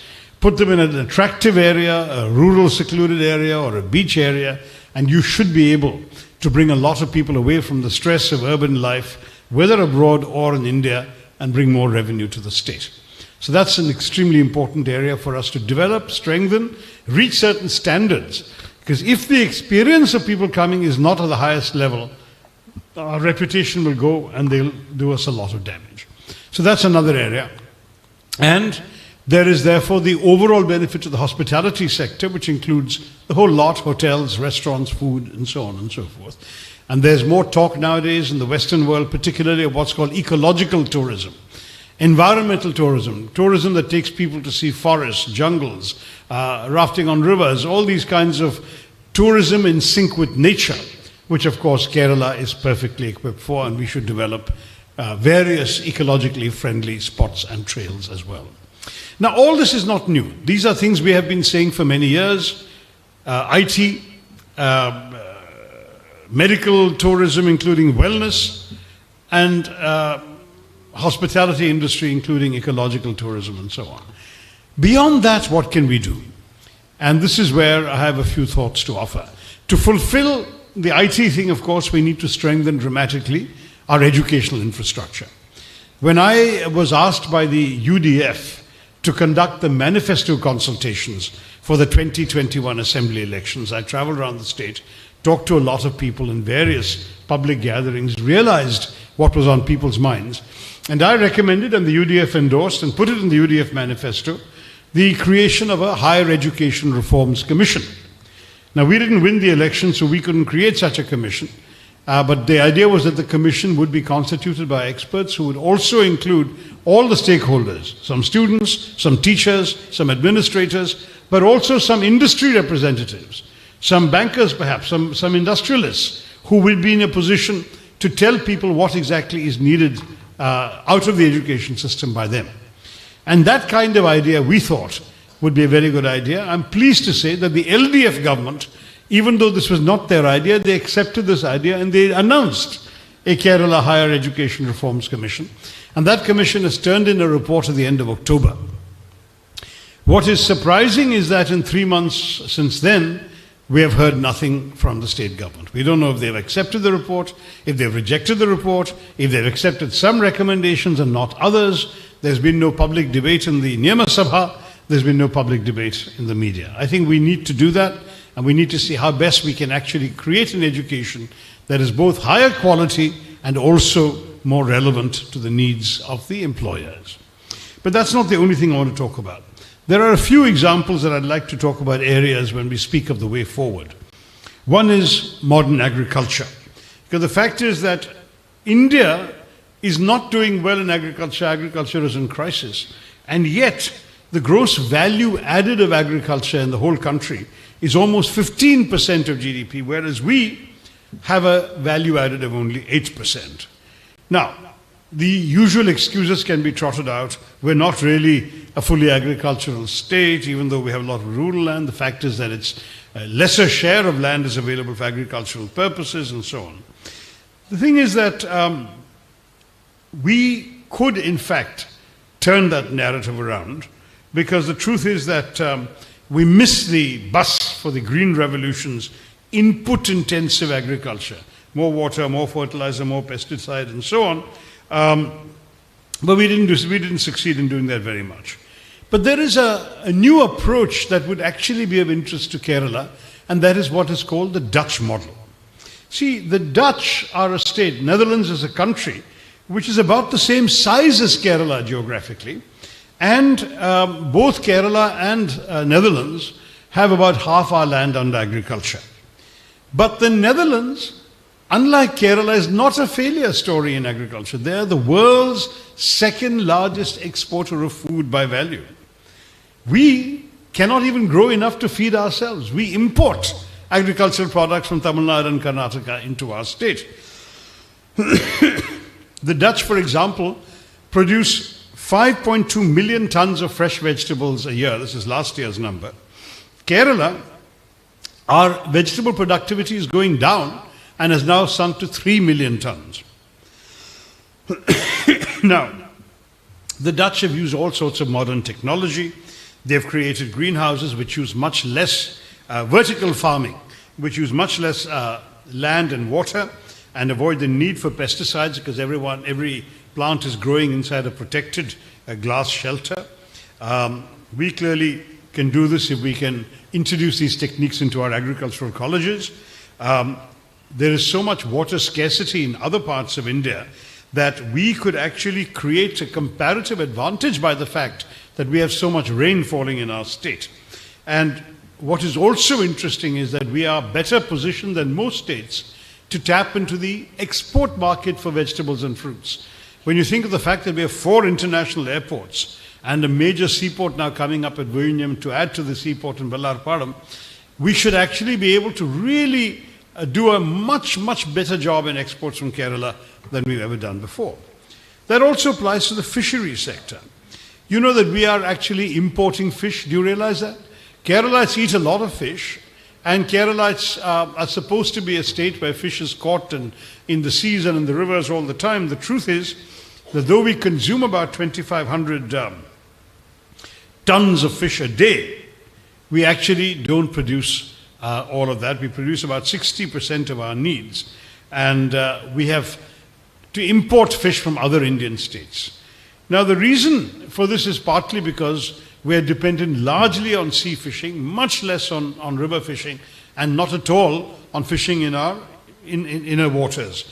Our internal lakes, our backwaters and so on, we hardly do any fishing at all.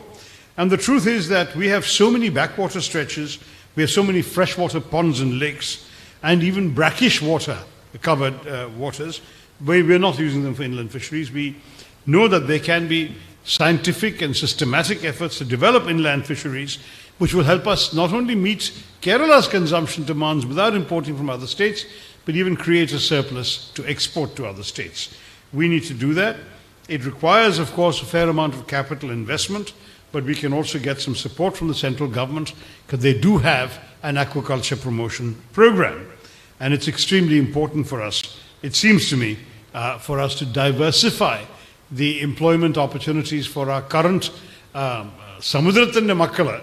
The Samudrathinte Makkala, their problem is they're all growing up feeling that the only profession available to them is that of their fathers. We might be able to move some of those people inland into actually running the inland fisheries that don't currently exist. Another thought is that of value-added processing of our products. Fish products are a very good example. But same with fruits and vegetables. Instead of buying pachakari as pachakari, you can actually realize that in Western supermarkets, cut fruits and cut vegetables actually command a bigger price. Why can't Malayalis who are so entrepreneurial minded abroad do this when it comes to our own export basket? It's very interesting. We are exporting fish, for example. My figures are from 2018, but the factors are not very different. We're exporting fish worth $768 million US dollars. But of that, the prepared or processed fish is only $75 million, not even 10%. Fruits and nuts, we are selling $331 million, but the preparations of fruits and nuts only $28 million. So that means there is no value-added benefit. And that value-added benefit is where others are making money. They're getting a much larger proportion of their revenues and their profits from adding value to agriculture, fish, and exports. We are not doing so. I must say that Kerala's reputation that the Export-Import Bank has mentioned of actually focusing our exports on very, very low value-added products is a shame, because we should have, thanks to our education, our receptivity to science and technology, we should actually be a state that is much more able to diversify our exports to high value-added segments than many other places. Manufacturing has been a sad story. We can all tell various anecdotes. I don't want to waste your time because we're already taking too long. But we all know that it's not easy to attract industry to Kerala. I have myself tried and failed repeatedly. When I left the United Nations in 2007, April, I actually spent almost 2 years, a good more than a year and a half, trying to promote investment into Kerala. And I'm very proud to say that when the then CPM government was in power, the then Industries Minister Elamaram Karim came to New York, and I hosted a dinner with about 40 potential investors for him to make a presentation. It was at my expense, not the Kerala government taxpayers' expense, just to be able to support Kerala in attracting investors. Many of those 40 people who attended included Marunadan Malayalis. But let me tell you, not one of them actually invested, despite Mr. Karim's presentation and his staff with him. And the reason, very simply, as they told me later when I asked them, why didn't you come in and invest, was, we are afraid of the red flags.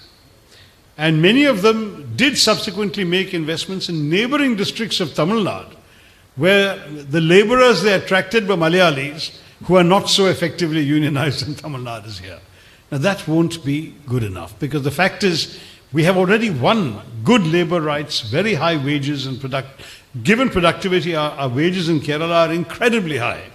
And yet, the militancy of particularly the communist unions have created a perception on the part of many investors that their investments would not be safe. I have recommended in the UDF manifesto, I can't remember whether they finally put it in the manifesto or not, but I think we did, that Kerala needs to have an Investor Protection Act to ensure that when an investor brings in money into Kerala, that money is safe.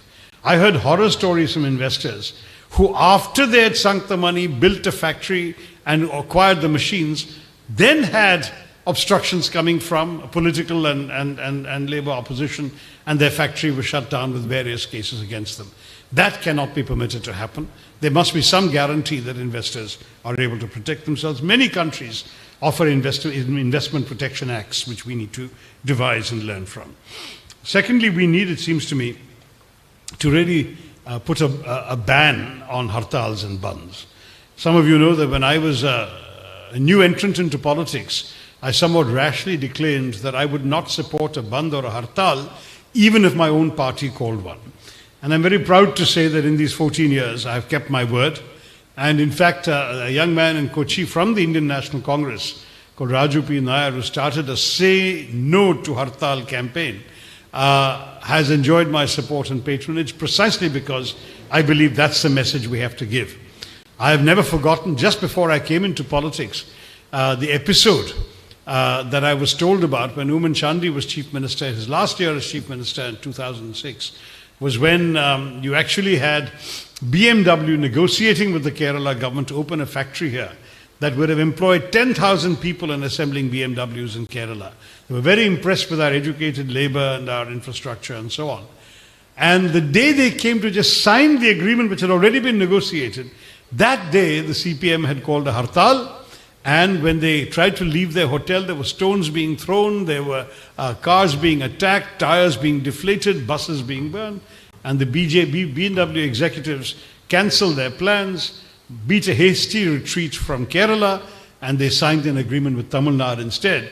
And today those 10,000 jobs that could have come to Kerala and all the benefits in terms of income and revenue are now being enjoyed by Tamil Nadu. BMW is doing exactly the same project there that they had offered here.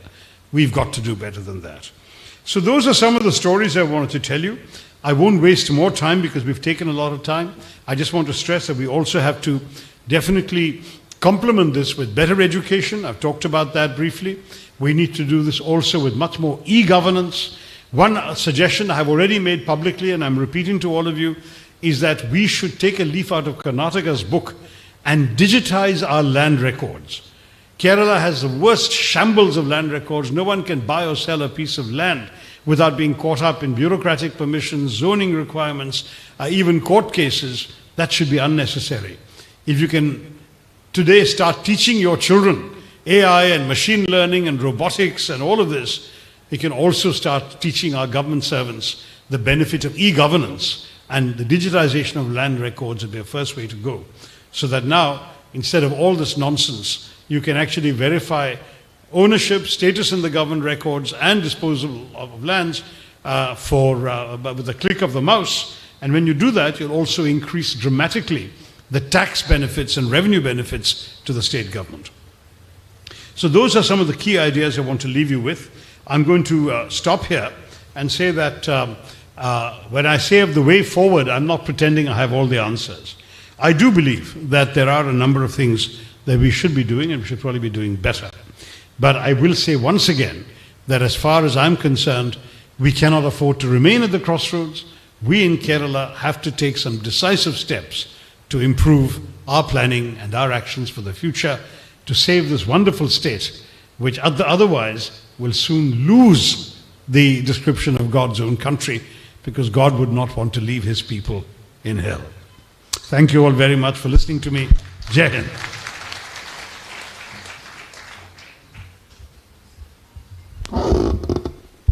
Before we move to the interactive session, I would request Sri Nandakumar to come out to the stage and receive a book written by Dr. Shashi Tharoor, the Malayalam version of Why I Am a Hindu. Please come to the stage and accept from the author.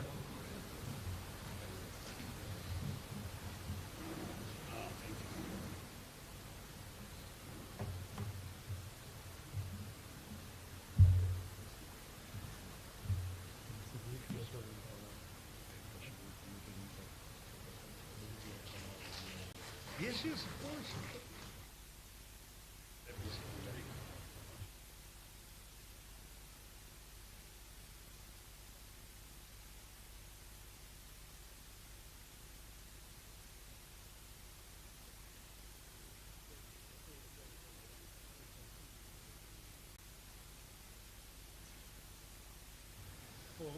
We'll have to keep it very brief. So 3 questions, because Praveen and people are already signaling to me that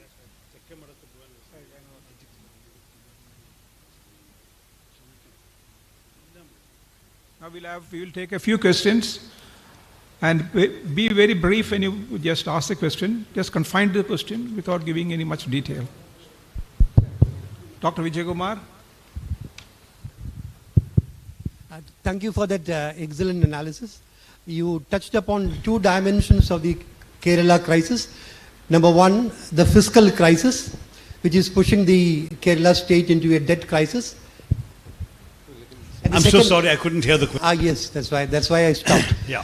You stressed on the 2 dimensions of the crisis. One is the fiscal crisis, where the expenditure is much higher than the revenue, and we are borrowing recklessly, and the state is going into a debt trap. And the second is the economic crisis, where we are not having investment. Now, the answer to the first question, everyone knows what should be done. Kerala is the only state in the entire country which revised the salaries and pensions of the government staff at the height of the COVID. When people were suffering, the government staff salary and pensions were raised. And the salary and pensions went up by 52% in 1 year, from 46,000 crores to 71,000 crores.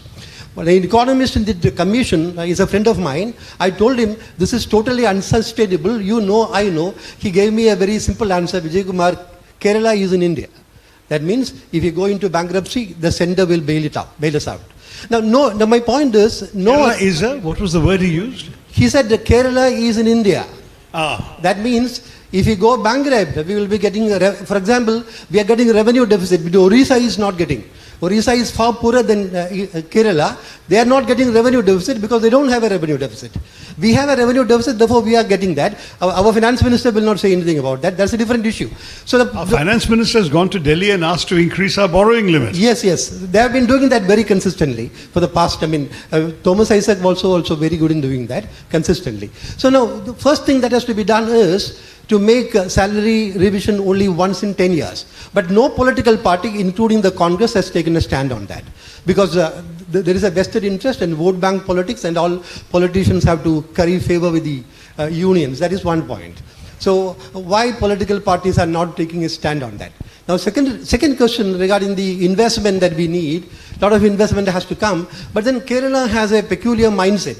A mindset where in private all of us embrace markets, but our political posturing is socialist. That's why even after 3 decades after the collapse of the Soviet socialist bloc, even now we continue to be anti-business, right? Now, in Kerala, എപ്പോഴും കേൾക്കുന്ന ഒരു കാര്യമാണ് കോർപ്പറേറ്റുകൾക്ക് കൊടുത്തു. So corporates are regarded as though they are an evil monster from the Mars. Actually, the TCS, the total employment in TCS is 6,13,000, which is more than the total government employees in Kerala, which is 5.4 lakhs. But then this is regarded as a corporate. Perhaps you may not be aware of this since we were not here in the late 60s when I was in school, or early 70s. സ്ഥിരമായിട്ടുള്ള മുദ്രാവാക്യം ഉണ്ടായിരുന്നു. Tata, Birla, bourgeoisie, നിങ്ങൾ ഞങ്ങളുടെ ശത്രുക്കൾ. അന്ന് മുദ്രാവാക്യം എൻ്റെ നാട്ടിൽ വിളിച്ചു കൊടുത്തിരുന്ന ആളുടെ പേരക്കുട്ടി ഇന്ന് TCS വർക്ക് ചെയ്യാണ്. ഞാൻ അദ്ദേഹത്തിനെ കാണാൻ പോയപ്പോൾ എന്നെ ഇൻട്രൊഡ്യൂസ് ചെയ്തു. വിജയകുമാർ എൻ്റെ പേരക്കുട്ടിയാണ്, 1.25 ലക്ഷം രൂപയാണ് ശമ്പളം TCS പറഞ്ഞു. ഞാൻ പറഞ്ഞു, ഞാൻ മോളെ അച്ഛൻ മുത്തശ്ശൻ പണ്ട് ടാറ്റ, ബിർള, ബൂർഷ്വാസി ശത്രുക്കൾ എന്നൊക്കെ പറഞ്ഞിരുന്നതാണ്. അപ്പോൾ വിജയകുമാർ ഇപ്പോഴും അത് മറന്നിട്ടില്ല അല്ലേ? കാലൊക്കെ മാറിയില്ലേ എന്ന് പറഞ്ഞു. കാലൊക്കെ മാറിയെങ്കിലും കൊടുത്തിട്ടുണ്ടെങ്കിൽ ഇപ്പോഴും ആ anti business, anti industry mindset ഉണ്ട്. And that mindset is still there, including in all political parties, including the Congress. Look, I can't agree with you more, because what you are saying are exactly the kind of things I have been saying in private. The only thing that I will have to tell you is that in order to make the changes that you and I want, you have to win elections and come to power. So sometimes political parties make some compromises in terms of not inflicting short-term pain on the voters. And this is why the freezing on salary increases has not been permitted. Another factor, as you know, where one of the few issues on which one has to agree with the governor is the shocking thing that a personal staff of a minister, after less than 2 years' service, qualifies for a lifetime pension. And certainly the CPM has used this as a means to rotate all their cadres through ministerial offices, so they have a lifetime salary from the taxpayer, which is a great way of financing a party, but is disastrous from the point of view of the taxpayer. So all of these things are absolutely true, and you're quite right that the increase in salaries and pensions, the 71,000 crores you mentioned, it's just absolutely inexcusable at a time of in trouble. So the honest answer will have to be that you will have to first win an election without inflicting the threat of too much pain, but then say, in order to get to the kind of promised land, you will have to make some belt tightening. And that will have to be done after an electoral victory, not before. I'm being very brutally honest with you because we're talking amongst professionals. But I don't think you're going to get people running an election campaigning saying that we will not raise salaries for 10 years. People will immediately vote against you, and their party families will vote against you, and that will be that. So we have to take it one step at a time. But I'm certainly all in favor of cutting the lifelong pensions. I would like to tie pensions to years of service. And that should apply to MPs and MLAs also. If you've done 5 years service, you'll get a pension that is lower than somebody who has done 10 or 15 years service. And if you've done 2 years service, you shouldn't get a pension at all. That's my honest view. But that's something we'll have to deal with when the time comes. On the socialist mindset, this is something that has become so deeply entrenched in Kerala. I remember when actually in those days I was not yet in politics, so the then Chief Minister Achuthanandan is the one who launched the Malayalam edition of my book, The Elephant, the Tiger and the Cell Phone, which was about the transformation of India. And I had an essay in it decrying the Hartal culture. And he said, I have to take issue with you on this, because it is Hartals and strikes and samarams that have made Kerala great. Our mentality payunda. And as you know, I mean, Ningalenne Communist Taki is one of the big successful films of all time in Kerala. What can you do? This is the mindset. To change people's mindset takes time. What we've got now is a peculiar situation where the Communist Party doesn't follow a single communist policy, is blatantly capitalist, is also, frankly, in the business of getting support and finance from rich capitalists, and is also enabling some rich capitalists. But that same Communist Party continues to spout Marxist doctrine. And as you know, the CPM in India was the only party in the world to applaud and welcome the Tiananmen Square massacre in China. So this is the kind of thing that the gap between ideological theory on the one hand and actual practice on the other.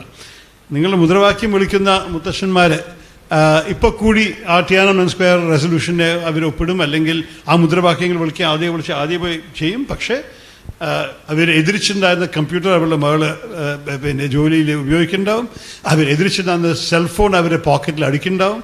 ആ കോൺട്രഡിക്ഷനൊന്നും അവരോട് പറയണ്ട. അതാണ് യാഥാർത്ഥ്യം. We have a question from the student community from Vimala College. A very good afternoon, sir. Myself, Bridget Sarah Joseph. I am from Vimala College, Thrissur. Hi. And Are you a student or a teacher? I'm a student. What's your subject? What's your subject? My subject. I'm an economics student. I'll keep my question very brief because of the paucity of time. The social development of Kerala is very often compared to that of the Scandinavian countries. But when it comes to the representation of women in our state assembly, it's just 7%, whereas for them it's close to 50. It's always above 45. So what do you think can be done, sir? It's incredibly difficult to understand Kerala in this respect. I remember years ago when I was a columnist for The Hindu, I'm talking 20 years ago, I wrote an article saying, you know, how wonderful Kerala is having empowered women, and so how much authority women have in Kerala. And I got a backlash from Kerala women who wrote to me saying, you have no idea what we're living with in this state. We can't go out after 6 o'clock. We are patronized at work. We are not given any position of authority. That kind of backlash. And I was taken aback, and I dutifully recorded and in a subsequent column quoted them. But the situation does not seem to improve very much. In fact, shockingly, our female employment rate is higher than our male unemployment rate is higher than our male unemployment rate. It's now 17% in urban areas and about 14% in rural areas for women. In the Mahatma Gandhi National Rural Employment Guarantee Scheme, which basically takes in unemployed people, Kerala, 92% of the beneficiaries are women. Of course, the logical answer is most of the men have gone abroad or to other states to work. But still, 92% is absolutely stunning. Third, there's been a decline overall since the pandemic in female labor force participation in the country. But Kerala's decline has been the greatest. Why is this? You have to ask Kerala men to explain it to you. I would be very much in favor of doing what we can in terms of changing laws, changing approaches in order to make it easier for women. I also want companies of a certain size mandatorily to have to provide childcare facilities and so on, so that people are able. I mean, I know that in Kerala, the woman is expected to be the one who sends the child off to school and the one who is there when the child comes home in the evening. And that becomes a problem because the women are now prepared to work full hours and the children don't have such long hours at school. So you need to be able to accommodate them in creches or daycare facilities or even sort of kindergartens and Montessori's when they come home at the age of 5 or 6 even. So these are some of the things we need to be able to accommodate for. But if there are any other ideas from women, I'm very, very willing to take them. But when it comes to political representation, that's another shock we have. We are looking at a situation where, honestly, we are seeing, we have one of the lowest number of female MPs of any democracy in the world. And Kerala, I think we have one female MP from Kerala. I've forgotten the exact number of MLAs out of 140, but it's rather low as well. And all of these things can only be redressed in the initial stages by some sort of compulsion. That's why the Women's Reservation Bill was seen as an answer. If men had the imagination and the vision to be able to actually say, yes, we will accommodate and recognize talented, energetic, capable women, that would be great. But if men are going to constantly be safeguarding their own patch, then what we need to do is have a certain minimum requirement. The AIPC, I'm proud to say, is such an organization. I decreed at the very start that every team we have, and we have teams of 3 in each chapter and each state, president, vice president, secretary, that one of the 3 at minimum has to be a woman. And if it's more than one, no problem. But if it's not one, then the other 2 will not be approved. And that has actually worked reasonably well. We have far more women in visible positions in AIPC than in any other department of the Congress party. I think we'll have to do something similar, whether it comes to tickets for parliament and assemblies, when it comes to office holder positions elsewhere. And we should also make it practically more useful for women to be employed. I suggested at one point, in fact, we're thinking of working on a private member's bill to push this forward, that India should move away from being one of the very few countries in the world where the cost of medical insurance for maternity leave is borne entirely by the employer. In most democracies, the government will take on a share of that, 50% at least. Why can't we do that too? I think it should be something that will encourage employers not to hesitate to employ bright and qualified women of reproductive age out of fear that they will lose them for 9 months and so on. Let's see what they can do if we have some protection from the taxpayer. We'll find ways. Thank you. ആരെങ്കിലും കാപ്പി കുടിക്കുകയാണെങ്കിൽ കാപ്പി കുടിക്കുന്ന coffee counter close ചെയ്യാൻ പോകണം. Okay, thank you. അത് ശരി. അപ്പോൾ ഒരു ലാസ്റ്റ് ക്വസ്റ്റ്യൻ കഴിഞ്ഞിട്ട് നമ്മൾ നിർത്താം. പറയും ആർക്കാ താങ്കളുടെ കയ്യിൽ മൈക്കുണ്ടോ? One more question. Yes, sir. Sir, actually you are sharing your thoughts in my thoughts. Also you quoted in the last January 8 my thoughts regarding the Manorama Tharoor lane. You was quoting about the triumph victory over the Himachal states, and we are also facing in a quick momentum. So as you said earlier, 80% of students who shared seats with us, our classmates, are already migrated directly for the job or because of supporting their spouses.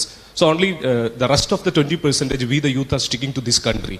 So whenever and wherever we are involving with the politics, as you are entering and spending more time with the Kerala politics, what is your promises to the youngsters who are connecting with politics and who are very much enthusiastically looking into the social change? And one more thing connected with, ഇപ്പോൾ മൻമോഹൻ സിംഗിനെ photo കാണിച്ചു കൊടുത്ത തിരിച്ചറിയാത്ത യൂത്തിനെയാണ് ഇന്ന് പുതിയ new gen medias കാണിച്ചുകൊണ്ടിരിക്കുന്നത്. So what all are your tricks and pragmatical approaches to involve the youngsters more with the Nehruvian socialist ideologies? That's all, sir. On the first one, I have to say that this was the theme of my speech, that Kerala young people are leaving and we need to attract them here. I think the attraction will consist of, number one, reforming the higher education so that we actually have an educational system that is frankly going to equip our people better to take advantages of the opportunities available in the 21st century. Second, we have to change the economy in the state so that we have more industries, more manufacturing and more activities that will encourage business to come in. Give you one simple statistic. In the US, it takes 3 days to open a new business. The permissions will take 3 days. In India, it takes 112 days. In Kerala, it takes 233 days. That's the number of regulatory delays and clearance is required before you can start a business here. I would want to slash the 233 days to the minimum possible. Some of the compliance requirements come from national laws and we can't avoid them, so we'll never get to the American level. But we can certainly dramatically reduce the 233 days. There's no excuse for it. And we can create a government department dedicated to nothing but giving clearances. We can absolutely transform something like that. And then more businessmen will come. We can provide more incentives for them to see how they can work. Because Kerala can offer them educated people, skilled people, which they can't get so easily in other states. That advantage will mean that if there are more jobs available, young people have less reason to leave. People leave because there is nothing to keep them here. That's the problem. We need to fix that. Okay. Now on the Nehruvian business, frankly, I'm a sort of Nehruvian secularist. I believe in the pluralism and diversity of India. Even in my biography of Nehru, I've never been a great fan of his economic policy. I think the best defense of our Nehruvian socialism was the time that we were in, because the British had drained and looted our economy. We were left in the mire, and you can't be an effective capitalist when you have no capital. But in many ways, some of the choices we made at that time were not the best choices, because at a time when many countries were in the same position as we were, Malaysia, Singapore, Philippines, Indonesia, Sri Lanka and so on, all their economies grew more rapidly than ours, much more rapidly, because they were much more open to the external world. And India's growth only came in when we connected ourselves to global capital in the post-liberalization era of 1991. So I think we have to accept that we did fall into a kind of stagnant pool, and we pulled ourselves out in 1991 thanks to Manmohan Singh and Narasimha Rao, and we've then gone forward in a way that we can't turn back. But rather than socialism, I would speak of social justice, because we cannot prosper leaving behind those who are unable to get help. So that is something we need. But if by socialism you mean state control of the economy, bureaucrats on the commanding heights, all of those formulae, there I am not in favor of. I don't think the young would benefit from that. In fact, I think that would actually be a recipe to condemn us to further stagnation and further disappointment. We need a much more proactive, modern-looking, forward-looking approach. Sorry, I think we probably have to stop now. Everyone is coming and whispering to our president that he has to wrap up. So I will thank you all for those questions. Shall we have a one-word vote of thanks? Dr. Jose Rafael is the Secretary of AAPC. അവസാനത്തെ പരിപാടിയാണ്. അവസാനം എല്ലാവർക്കും നന്ദി പറയുക എന്നുള്ള കർത്തവ്യമാണ് ഉള്ളത്. എൻ്റെ പേര് ജോസ് റാഫേൽ, AAPCയുടെ തൃശ്ശൂർ ചാപ്റ്ററിൻ്റെ സെക്രട്ടറിയാണ്. ഇന്ന് എല്ലാവരും ഇന്ന് ഇവിടെ വന്നിട്ടുള്ള എല്ലാവർക്കും പ്രത്യേകം നന്ദി. Especially doctor Shashi Tharoor and Srinivasan Krishnan and Shri Jose Valloor, DCC president. നിങ്ങൾക്ക് എല്ലാവർക്കും അറിയാം, ഞാൻ പ്രത്യേകിച്ച് എന്താ പറയുക, വളരെ ഫോർമലായിട്ട് നന്ദി പറയുന്നില്ല. ദെൻ എന്താ പറയുക, എല്ലാ സൗകര്യങ്ങളും ഒരുക്കി തന്നിട്ട് കേരള സാഹിത്യ അക്കാദമിയുടെ media friends, especially Nandakumar sir. ഞാനും നന്ദകുമാർ സാർ നേരത്തെ അറിയുന്ന റെയിൻ വാട്ടർ ഹാർവെസ്റ്റിംഗ് സെക്ടറിലാണ് ഞാൻ ഒരിക്കലും ടോക്ക് ഉണ്ടായിരുന്നു. Okay, I think we need to finish it off. എല്ലാവർക്കും ഒറ്റ വാക്കിൽ നന്ദി പറഞ്ഞുകൊണ്ട് അവസാനിപ്പിക്കും. നന്ദി, നമസ്കാരം.